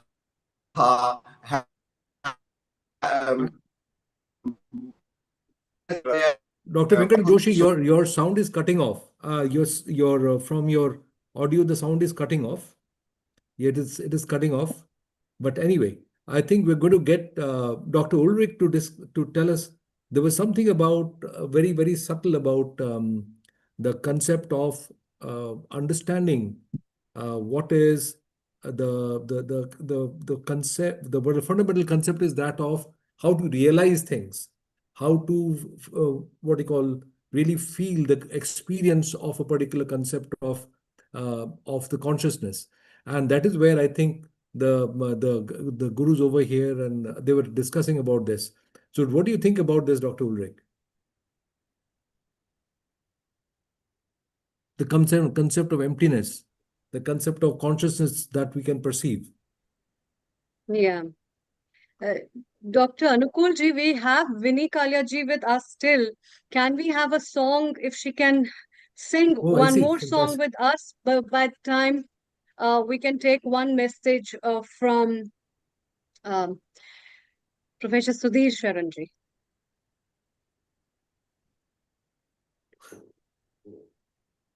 You're muted, Sudhir ji. You're still muted. Just a second. Just a second. Let me.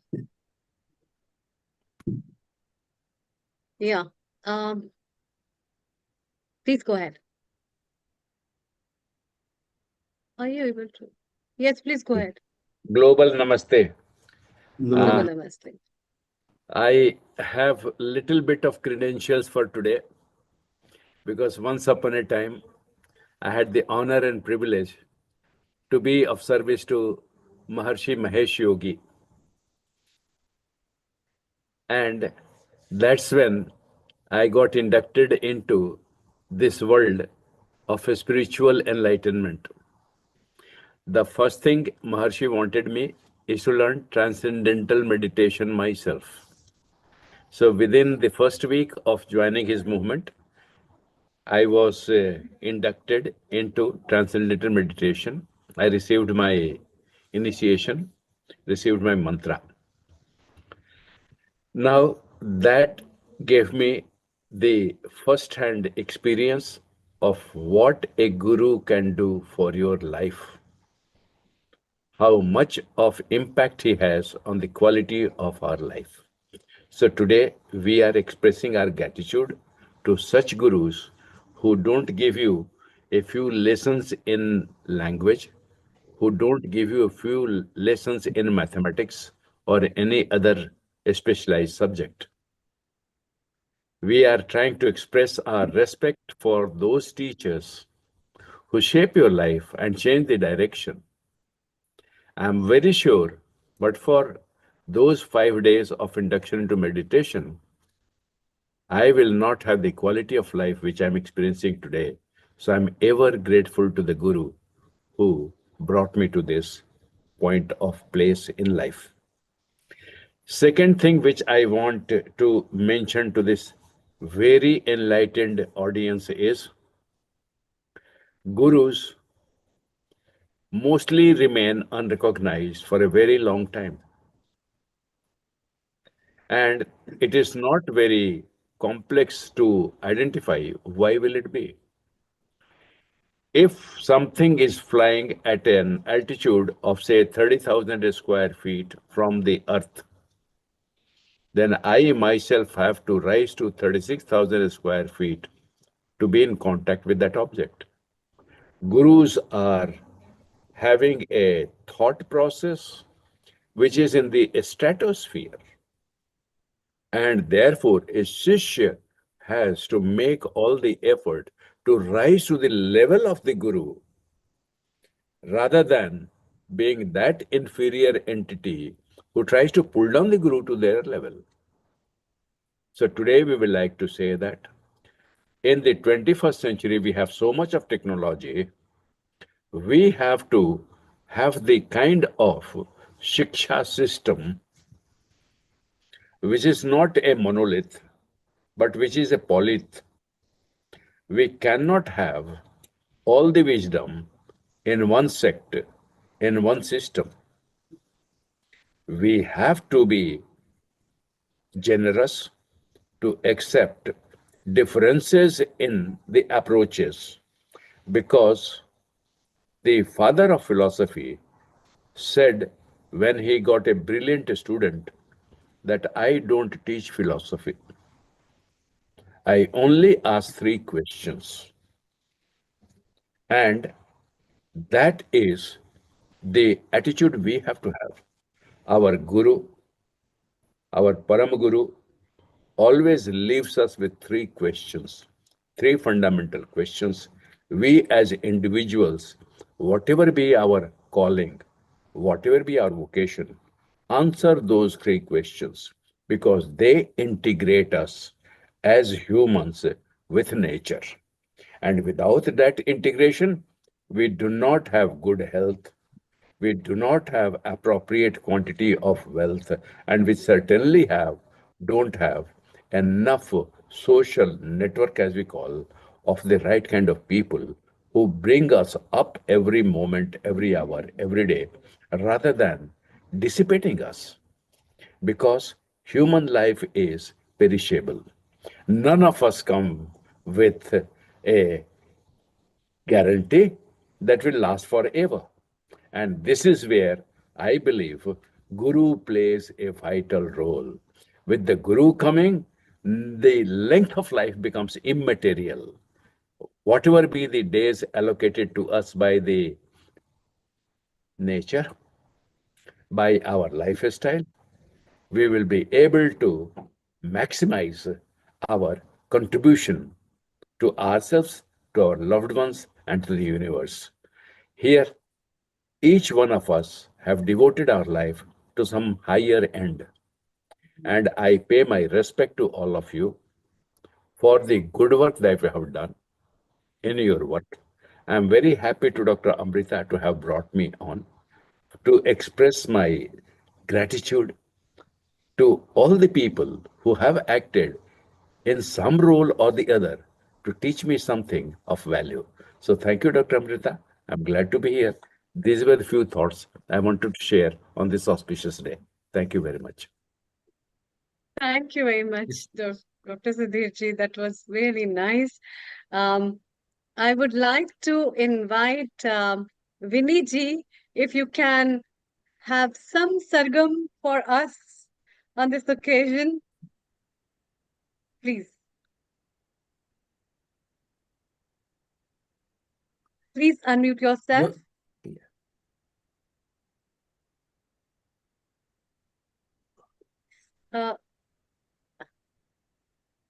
I think. Yeah. Yeah, please Can go you hear ahead. me now? Yeah. So shall I Yes, sing yes. one more bhajan? Yeah. Yes, yes.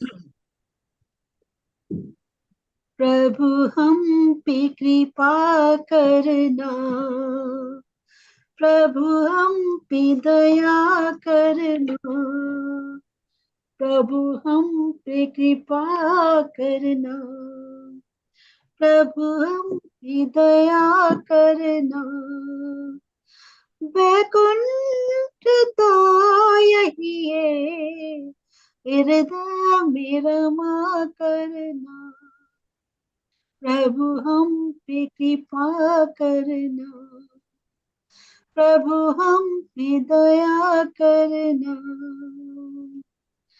नाचेंगे मोर बन के हे श्याम तेरे द्वारे, घनश्याम छाए रहना बन करके मेघकारी, बन करके मेघकारी, अमृत की धार बन कर प्यासों पे दया करना, वैकुंठ तो यही है, हृदय मेरा करना, प्रभु हम पे दया करना, प्रभु हम पे कृपा करना,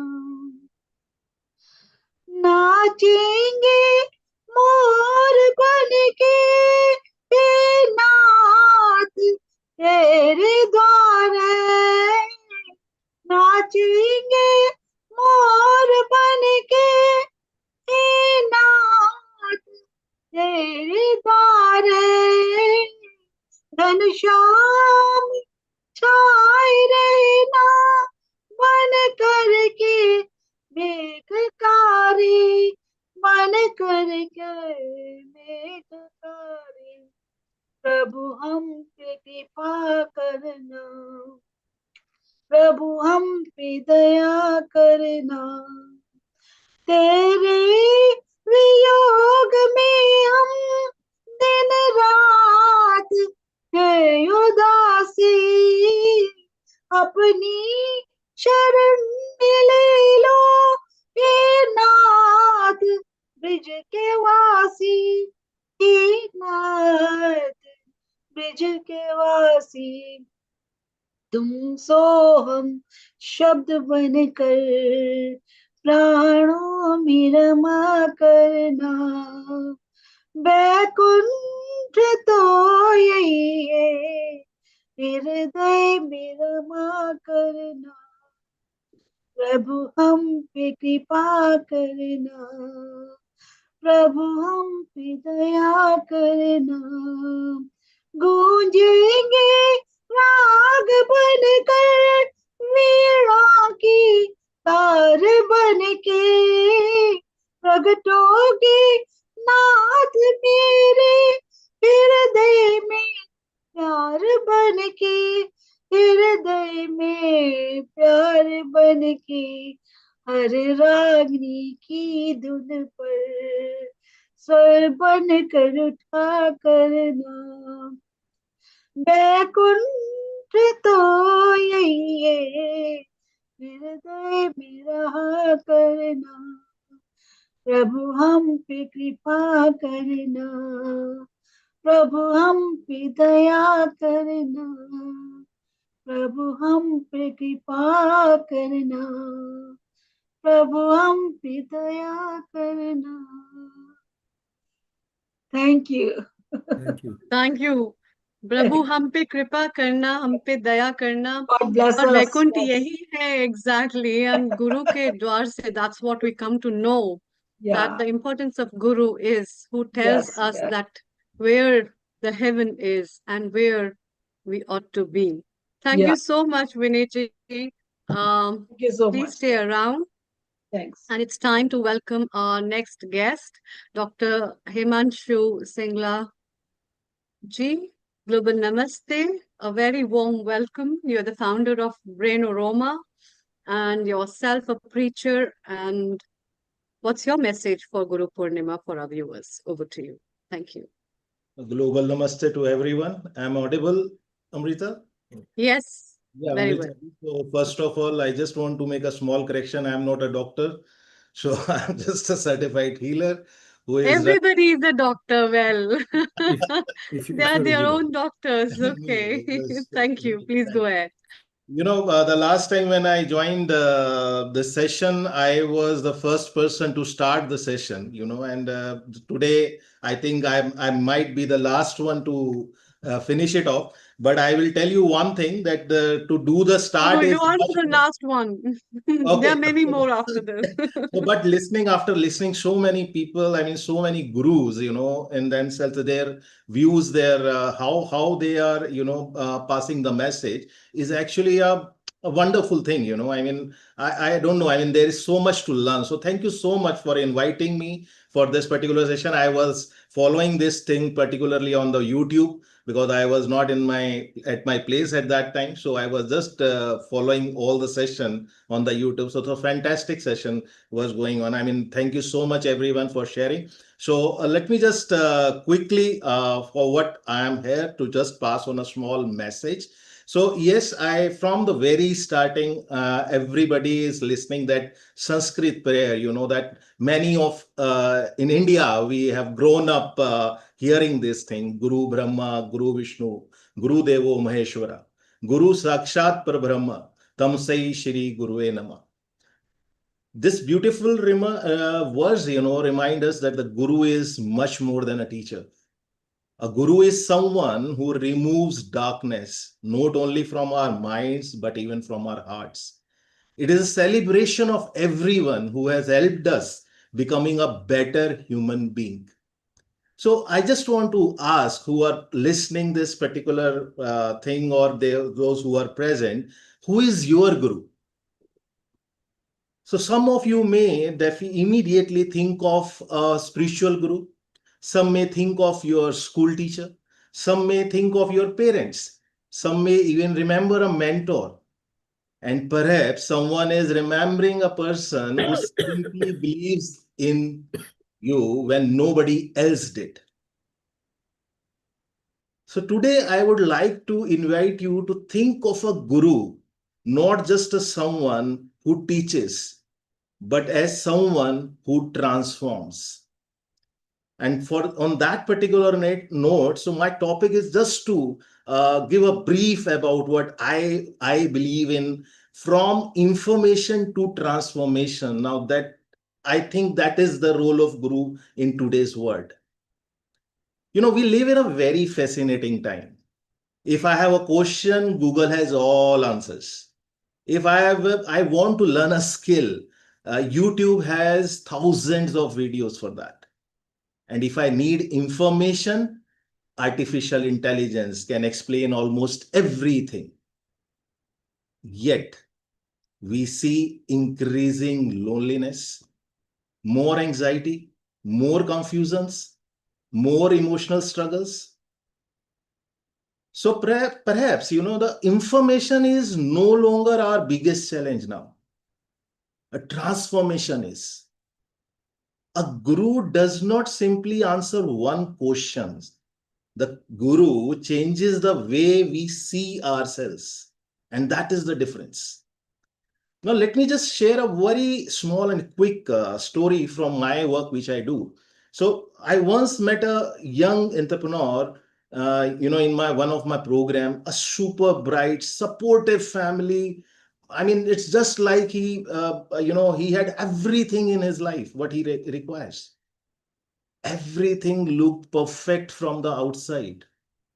But one day, that particular person quietly asked me, "Sir, why do I still feel empty?" And that question actually stayed with me. Because what this young person needed wasn't more information. They already had that information. What they needed was someone to listen, someone to help them understand themselves. Sometimes the greatest guru is not the one who speaks the most, but the one who listens to the deepest. And when we heard the word guru, we often imagine, one particular role. But I believe life introduces us to many gurus in our life. A teacher who saw potential, in us before we saw it ourselves. A parent who sacrificed silently. A friend who stood beside us during that difficult times. A mentor who challenged us to grow. Might be a counselor who helped us understand our emotions. And the one more thing is, even our failures, sometimes they become our greatest gurus, because they teaches us lessons that success never could. I would like to invite now, everyone into a small reflection. Just close your eyes for just a moment if you are comfortable doing so. Think of one person who changed not just what you knew, but changed how you saw yourself. Someone who believed in you, someone who guided you, someone who quietly helped you become who you are today. So my friends, that person is your guru. So before I conclude, I would like to share one simple thought in today's world. What I see from my side is, we don't just need knowledgeable people. We need the compassionate people. We don't just need successful people. We need emotionally aware people. And perhaps, the greatest way to honor our gurus is not only by touching their feet, but by living the values they awakened within us, and by becoming a source of light for someone else. It's a very small word in Sanskrit, which we usually say, tamso ma jyotirmige. Lead us from darkness to light. May we always remain lifelong students. May we always remain grateful. And may we also become a guiding light in somebody else's life. So at Brino Roma, if I will say, we often say the emotional well-being begins not when we have all the answers, but when we are willing to understand ourselves. In many ways, every true guru helps us begin that journey. So on that note, global namaste again. Thank you so much and happy Guru Purnima to everyone. Thank you. I think amongst all, the person who has really heard everything very well is Acharya Sri Shivam. And he has been very quietly listening to all of us. And he's a real Acharya. I've seen him, I've been with him, and he's been listening to all these discussions very, very closely. And I think nobody can tell us better about his personal experiences about gurus and the way he has handled many of the students at a younger age and teaching them how to go about managing their life. Yes, Acharya ji. Global Namaste. Thank you so much for your kind words. On the occasion of Guru Purnima, we all are meeting. So I would start with a shlok. Om Ajnanati Mirandhasya Jnananjana Shalakaya Chakshurunmilitam Yena Tasmai Shri Gurave Namaha. We all know that Guru is taking us from darkness to light. And this shlok represents Ajnanati Mirandasya Jnananjana Shalakaya. From Ajnanata to Jnana. From ignorance to the supreme knowledge. So, from our ancient Upanishad, I would like to quote a very beautiful story. Once a disciple asked his guru, Master, why do we worship the Guru? What is the purpose of worshipping the Guru? Why not directly worshipping the God?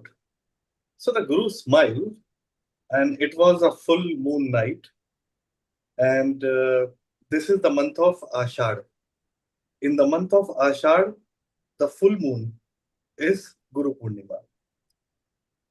So on Ashada's black night, the vibrant moon, the Guru is pointing towards the moon and said, look there. And the disciple looked at the Guru's finger instead of the moon. And the Guru asked, what do you see, my child? And the disciple replied, your finger, Guruji. And the Guru smiled again and said, that is exactly what most people do. They become attached to the finger and miss the moon. And he continued, the Guru is like a finger pointing to the moon. The finger is not the destination. It simply shows the direction. If you keep worshipping the finger but never look where it points, you will miss the truth. And the disciple asked, then why do we honor the Guru? Then the Guru replied, and that is something which is very extraordinary. He said, because without someone pointing in the right direction, you may spend your whole life looking everywhere except the moon. The Guru does not ask you to stop at him. A true Guru disappears into the background once you begin seeing the truth for yourself. So this is how the meaning of real Guru Purnima is. And the word Guru itself is very divine and very beautiful.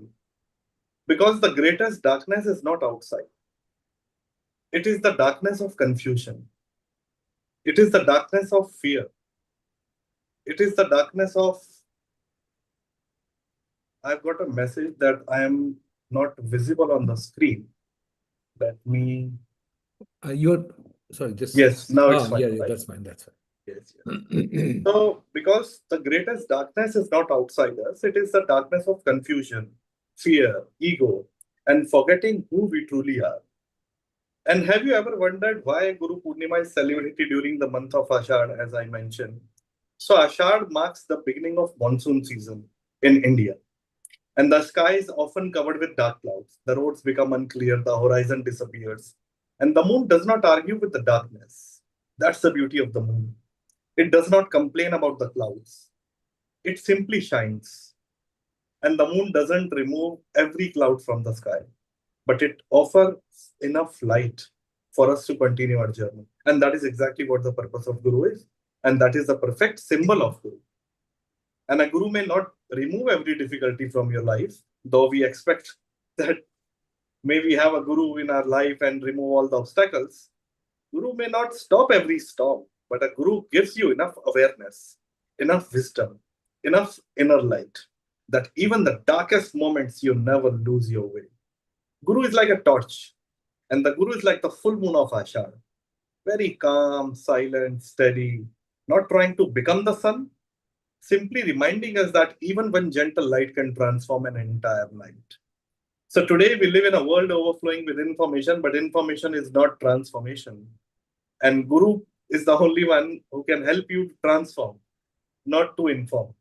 And knowledge can fill the mind, awareness transforms you, and Guru does not simply add more ideas to your mind.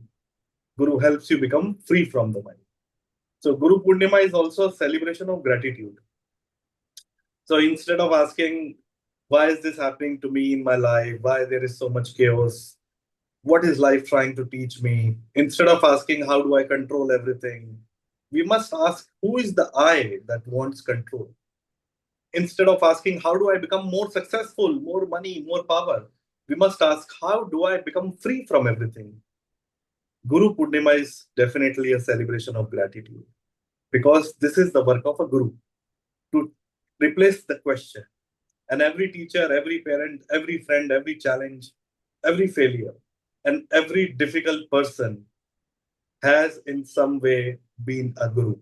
And sometimes life teaches us through love, sometimes through loss, sometimes through silence. The awakened person learns from all of them. And that is the purpose of the outer Guru, is not to create followers. It is to awaken the inner Guru.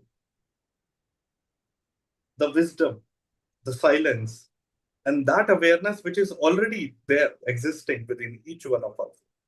So today, let us not simply celebrate Guru Purnima, let us celebrate awakening. The greatest offering we can make, the Guru is not flowers. Offering flowers is very easy, but transformation, not rituals, but practice, not admiration, but living the teachings. How many of us are really living the teachings of the Guru? We are very good in reading Guru Stuti, we are very good in offering flowers, and we simply say, you are beyond everything. We can only worship you. But are we living the teachings? So friends, there comes a point where words are no longer enough.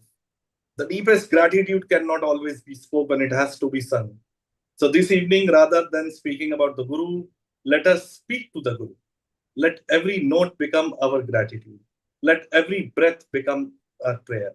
Let every heart become an offering. So I invite all of you to join me. I would like to do some very small prayer. So if you all allow me, then I can sing. Please. Sure. Okay. So this is for the Guru.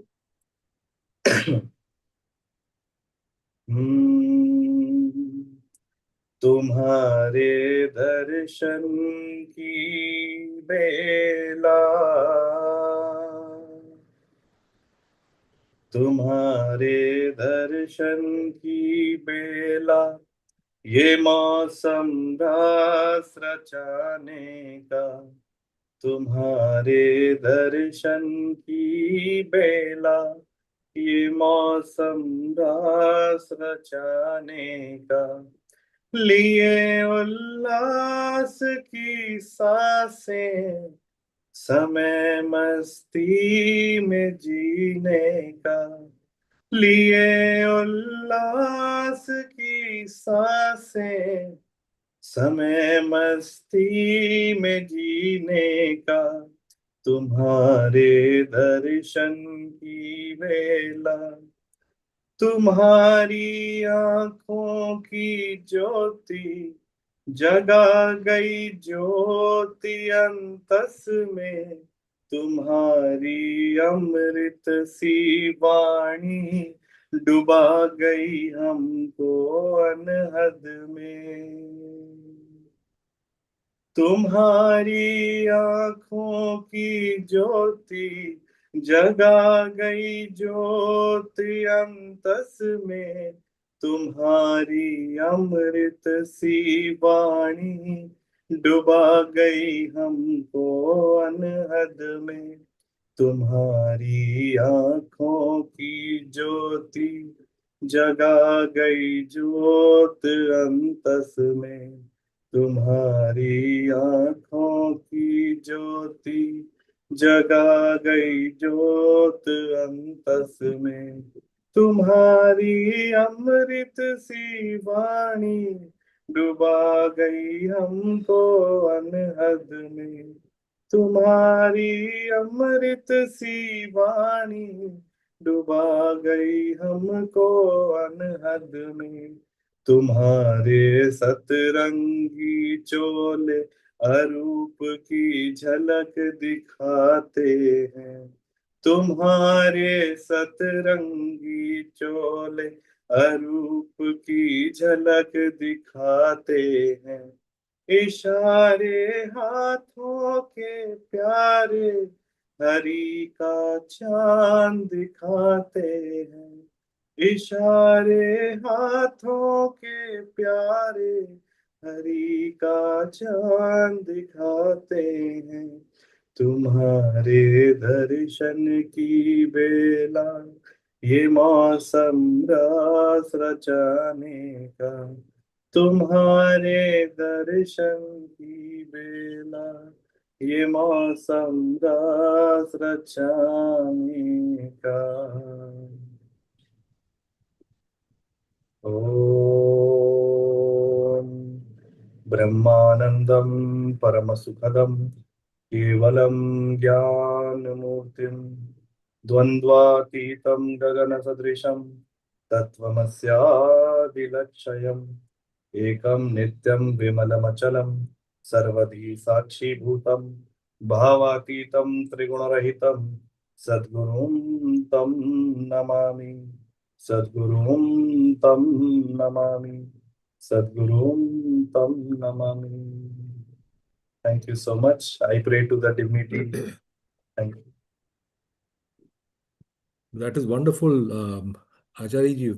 I've got one question that we often, whenever we are praying, we tend to ask this question and request God that please please pardon us, please have some sympathy on us. Why do we ask for sympathy and pardon when our karmic results are going to give us what we are meant to get anyway? So there are two types of consciousness. One which says that I am always in guilt. I have done something wrong. I'm doing this bad, I'm doing that bad, and this sin and that sin. If that consciousness we operate from, then definitely we will be in trouble, and constantly there will be a hell and the heaven. But there is a second level of consciousness, which is childlike, pure consciousness, in which whatever is happening, like Ashtavakra says, whatever is happening, it is all divine's wish. I am not the doer. Till the time the I exist, I am the doer, then the problem exists. Then there is a possibility to go to the hell and the heaven. But is it possible to just let go the I and let this whole being is in surrender to the divine? Then whatever happens, happens very beautifully. Because there is no I. From known to unknown, when the journey is from known to unknown, then the divine consciousness, Bhagavadiya Chetana, will operate. then everything is pure consciousness, everything is beautiful, everything is divine. That's an amazing answer. Really, that's an amazing answer. Because whenever we hear various songs and whenever we sing various songs, we keep on asking Divine, please, excuse me, please don't be benevolent, to be as good as possible. So I just wondered, why are we constantly asking for excuses from God when we are ultimately take our own decisions? And yet, karmic results are going to be there either way. It does not matter what you ask for excuse or not. But that is, I think, the very subtle answer. And in Guru Bani, if we read the Guru Bani, there is something very beautiful mentioned. It says, "Mera मुझ में कुछ नहीं, जो कुछ है सो तेरा, और तेरा तुझको सौंप कर क्या लागे मेरा." So there is nothing which is mine. Everything is yours. And if I surrender it to you, then what is mine which exists? So ultimately, there is nothing. That's amazing. Yeah. So, Mahesh ji, what do you think you have to say about this particular comment about the concept of doing our own mistakes and then asking God to pardon Yeah, and us? then we can have a quick comment from Himanshu ji as well. He Yes. just got disconnected. Over to you. Yes. Let's. Yeah, so my view is a both side view. So it is I would say, if you term the mistake, now who makes the mistake and who will Yes. correct the mistake? So there are two approach. So who will accept that mistake, this mistake as a mistake? So the concept of jnana, jneya, jnata. So similarly, can we say ajnana, ajneya, and ajnata? So that will define the mistake. So the simple merger is when jnana, jneya, and jnata become one, then there is a no mistake zone. Else everything is a mistake. Everything is a error. I look in that way that Shivamji already explained the Ashtavakra principle. When you are inside, everything is divine. There is no mistake. Rather, every mistake is a new form. Every mistake is a new learning. Every mistake is a life lesson. And in Guru Tattva, the fundamental 5 principles that as a person, Rishi is a character. As a knowledge, both or books or scripts or that form is there. For the life lesson, for the mistake, the experience only is the Guru. Similarly, for the consciousness, the inner witness function is only Guru. And for the collective intelligence, that awakening yourself, that serves the principle of Guru. So mistake happens, mistake correction is possible only by experiencing from inside. And this insight gives you the correction element, new vector, new direction towards that. That is my submission. Yes, Himanshu ji, your comments on this? Sir, thank you so much, Acharya ji, for sharing a wonderful Thank bhajan you. and sharing a wonderful prayer. It's really nice to hear that. Yes, for this particular thing, I always practice on a one particular part. I mean, Acharya ji, please correct me if I am going somewhere wrong because I am always open to learn. I always say when you are saying Aham Brahmasi, when you understand that you are the person, you are taking everything and your consciousness is doing everything. So once the person is understood that okay, whatever is happening, this is happening through me. I mean, if he can understand that it is not about ego or something like that, but it is more about, I mean, if he can understand his own consciousness, own belief system, everything, whatever is happening, whether it's wrong, right, I mean, we are human, we know we do the mistakes, but not to do the guilt on it. I mean, not to feel guilty about it and not to remind it. And that is what we practice, or I usually tell my people who are around me, who are just coming to us, we always make them understand, follow this particular one part, because I think just to add on, because I took this particular thing from Bhagavad Gita, Acharya ji, you know it very well. I mean, how that particular guilt was removed from every Pandava whenever they were coming out of the battle every day. So how Krishna ji is doing that. So this is something which my take on that particular part what we were discussing. Thank you so much. Over to you, Goswami ji. Oh, thank you. Sudhirji, yeah, I mean, this is very interesting because you can play it on both sides. You can do it very casually and do it whatever way you want it, and yet feel no guilt about it. On the other hand, you might look back and say, hang on, I don't think I did it correctly. And then you land up in some sort of trouble and say, oh, that will have a negative effect on me. Where is the role of Guru in this particular place? Or is it your internal consciousness that becomes the Guru? You can take your ship and go into Pacific Ocean. You can take your ship and go in the Atlantic Ocean. The only thing that will differ is the violence of the sea ocean. Your ship remains same. Your goal remains same, a successful voyage. If you don't have a reliable compass which shows you true north, then all your expertise as a navigator will come to naught.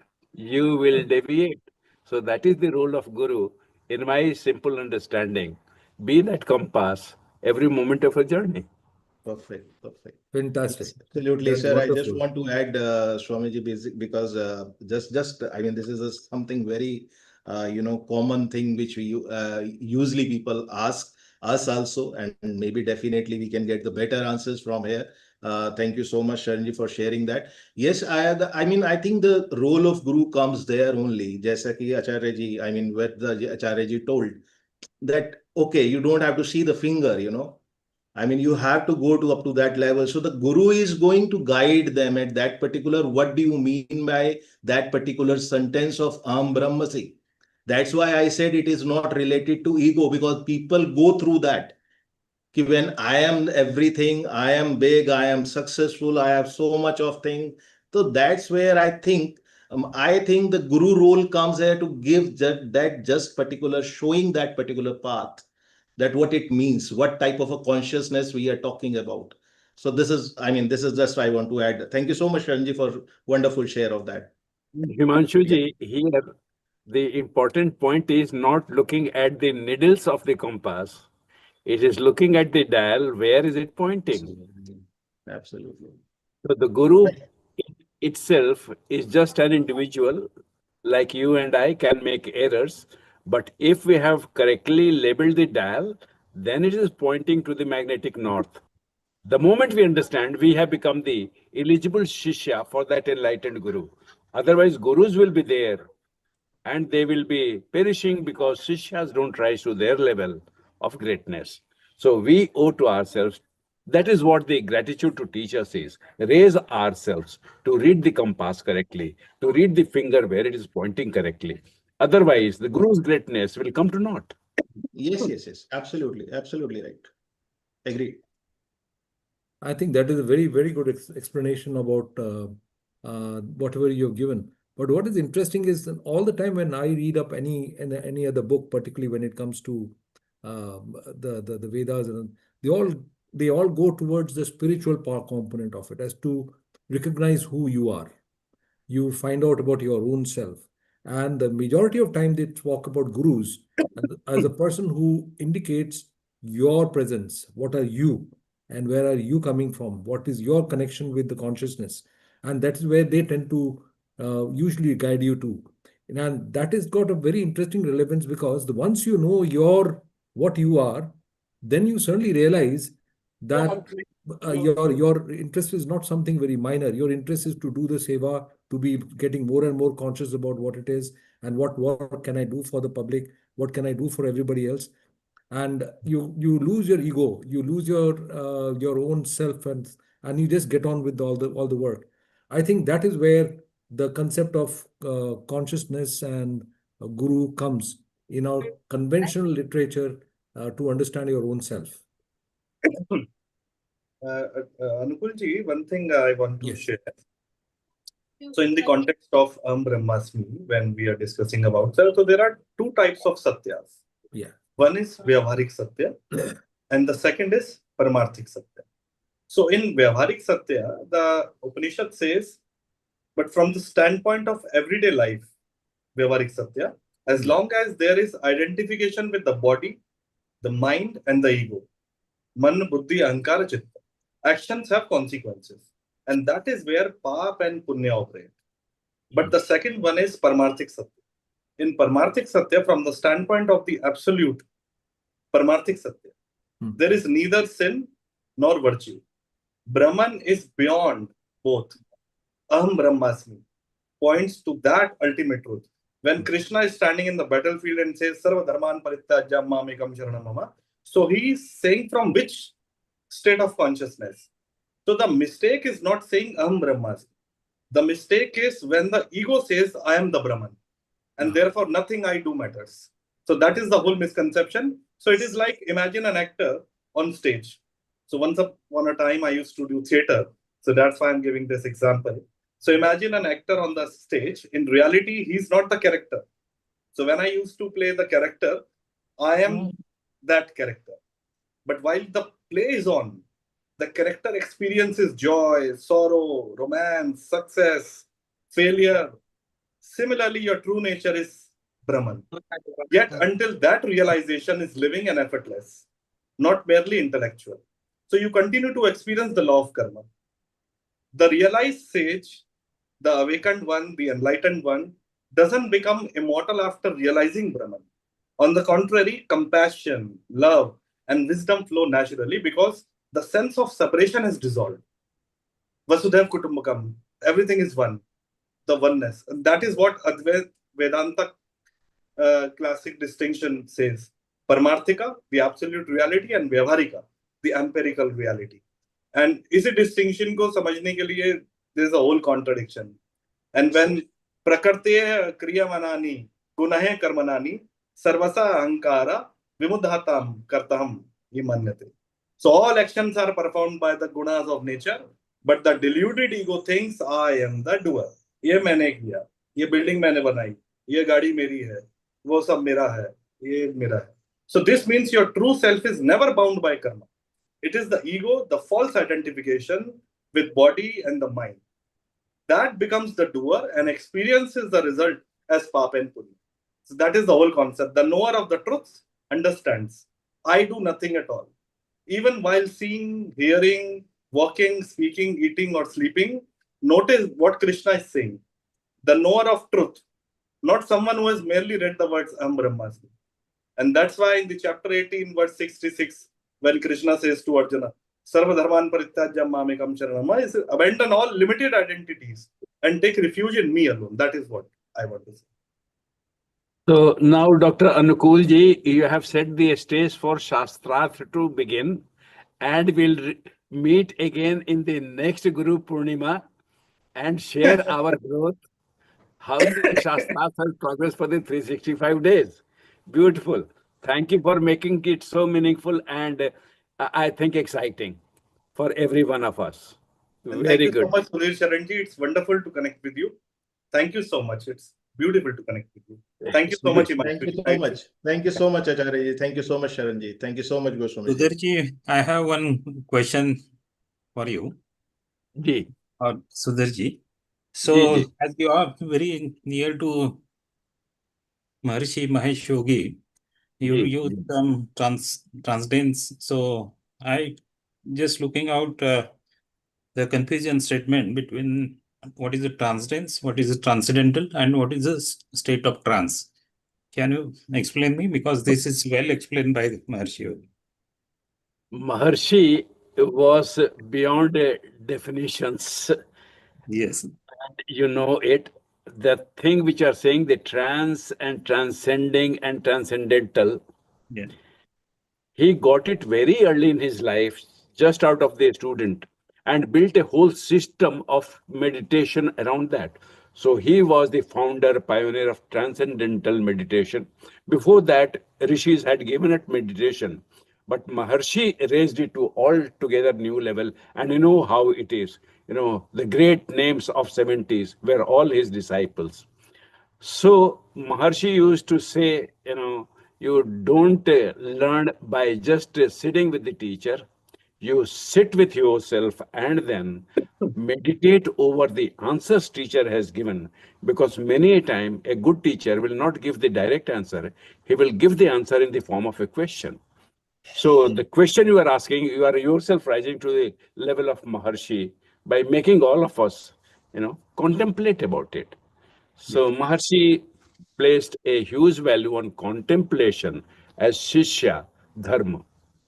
Contemplation is ours to honor the respect. That's my little understanding. They were too great for my comprehension. So I hope, Maheshji, I somewhat answered your curiosity.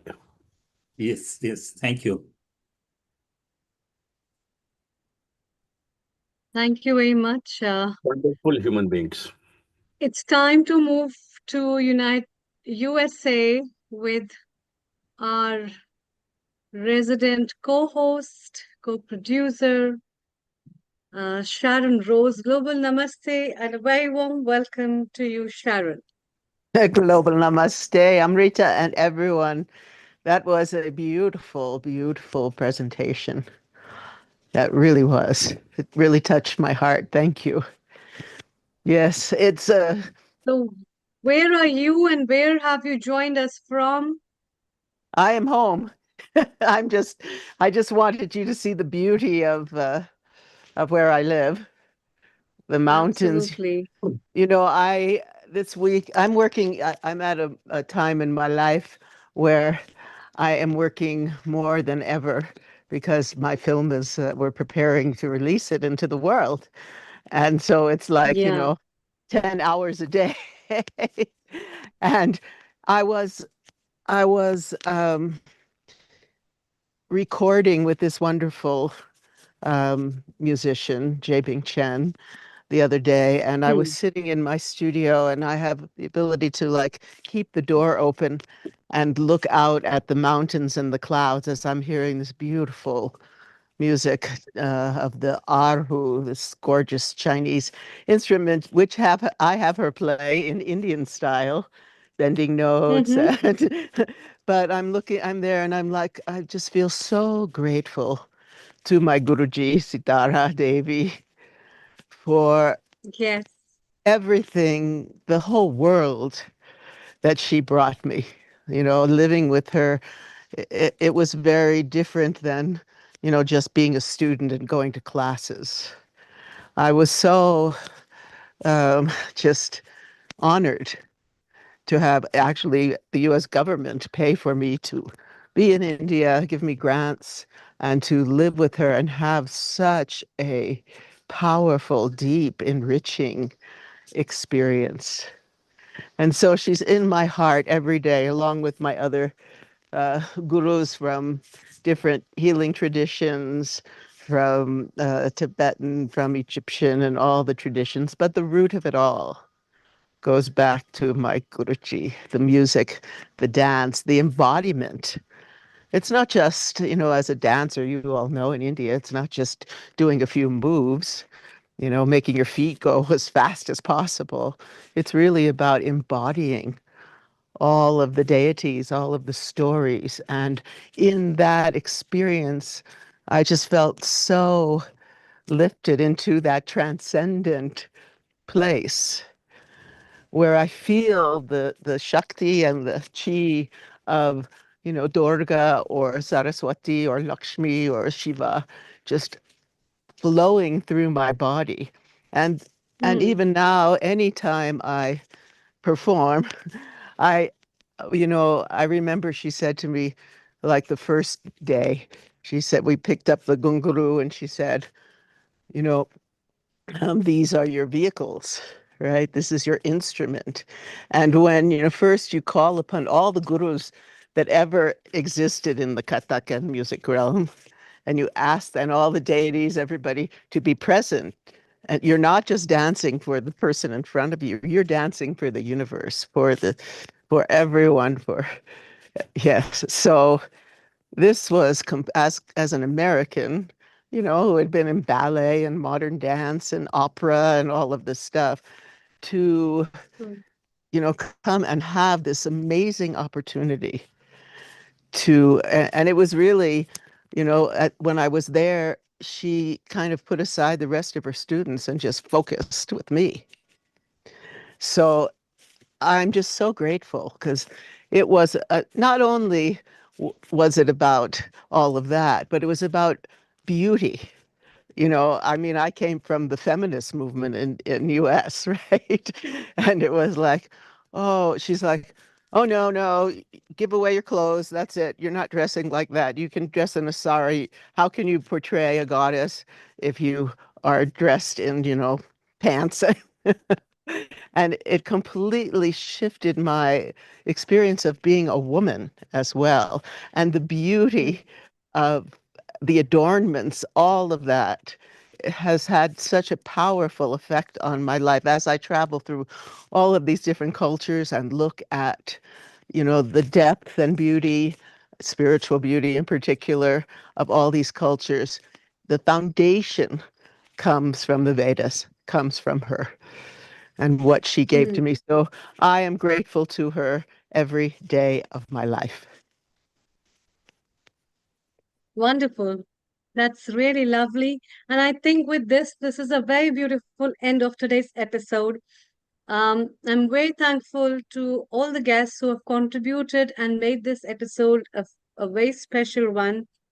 And special thanks to Nilanjana ji from Indradhanush Academy, United Kingdom, as well as Veena Panikona ji from United Kingdom for sending their students who have been a part of this journey. And also, I'm grateful to Professor Sudeshwaran, Dr. Mahesh Luhar ji, Acharya Shivam ji, Pavaneshwar ji, as well as other guests who have joined, made this episode, remember their gurus. And I think the wisdom of all that is with all of us and will stay with us. So Sharon, because you have taken up so much of effort to join at last moment, let's wind up with you with a beautiful mantra and also paying an obeisance to Sitara Devi. Over to you. Mm-hmm. Oh, well, if I'm paying it to her, we're going to do this mantra because she was the emanation, the embodiment of Durga. What a powerhouse. I mean, what's interesting, what she taught me about Durga is Durga, to me, in some ways, is a combination of the energy, the Shakti of Kali and of Lakshmi, because she's fierce, but she also still has this beauty. And so here is a mantra from Om Srim Dum Durgaye Shakti Bhairavje Namaha. Om Srim Dum Durgaye Shakti Bhairavye Namaha. Om Srim Dum Durgaye Shakti Bhairavye Namaha. May we all be blessed by the power, strength, beauty of Durga, and of course, Bhairav, Shiva. May you have a beautiful week, and let's give total love and appreciation for all the gurus who have handed down these amazing teachings through the centuries so that we can drink them in and bring all of this grace, beauty to ourselves, to our family, and to our world so that we can completely heal our earth. Global namaste to you all. It's been a pleasure to see you today. Thank you. Thank you, Sharon. Thank you very much. Thank you, all the guests. And also, we welcome you to the next week's episode of Friendship Day and International Youth Day, bringing youth, empowering youth, and also exploring friends, relationships, and happiness all over. By the time, we wish you a very good day, a very good night, and a very lovely evening to all of you. Thank you so much. Thank you. Thank you. Thank you, everyone.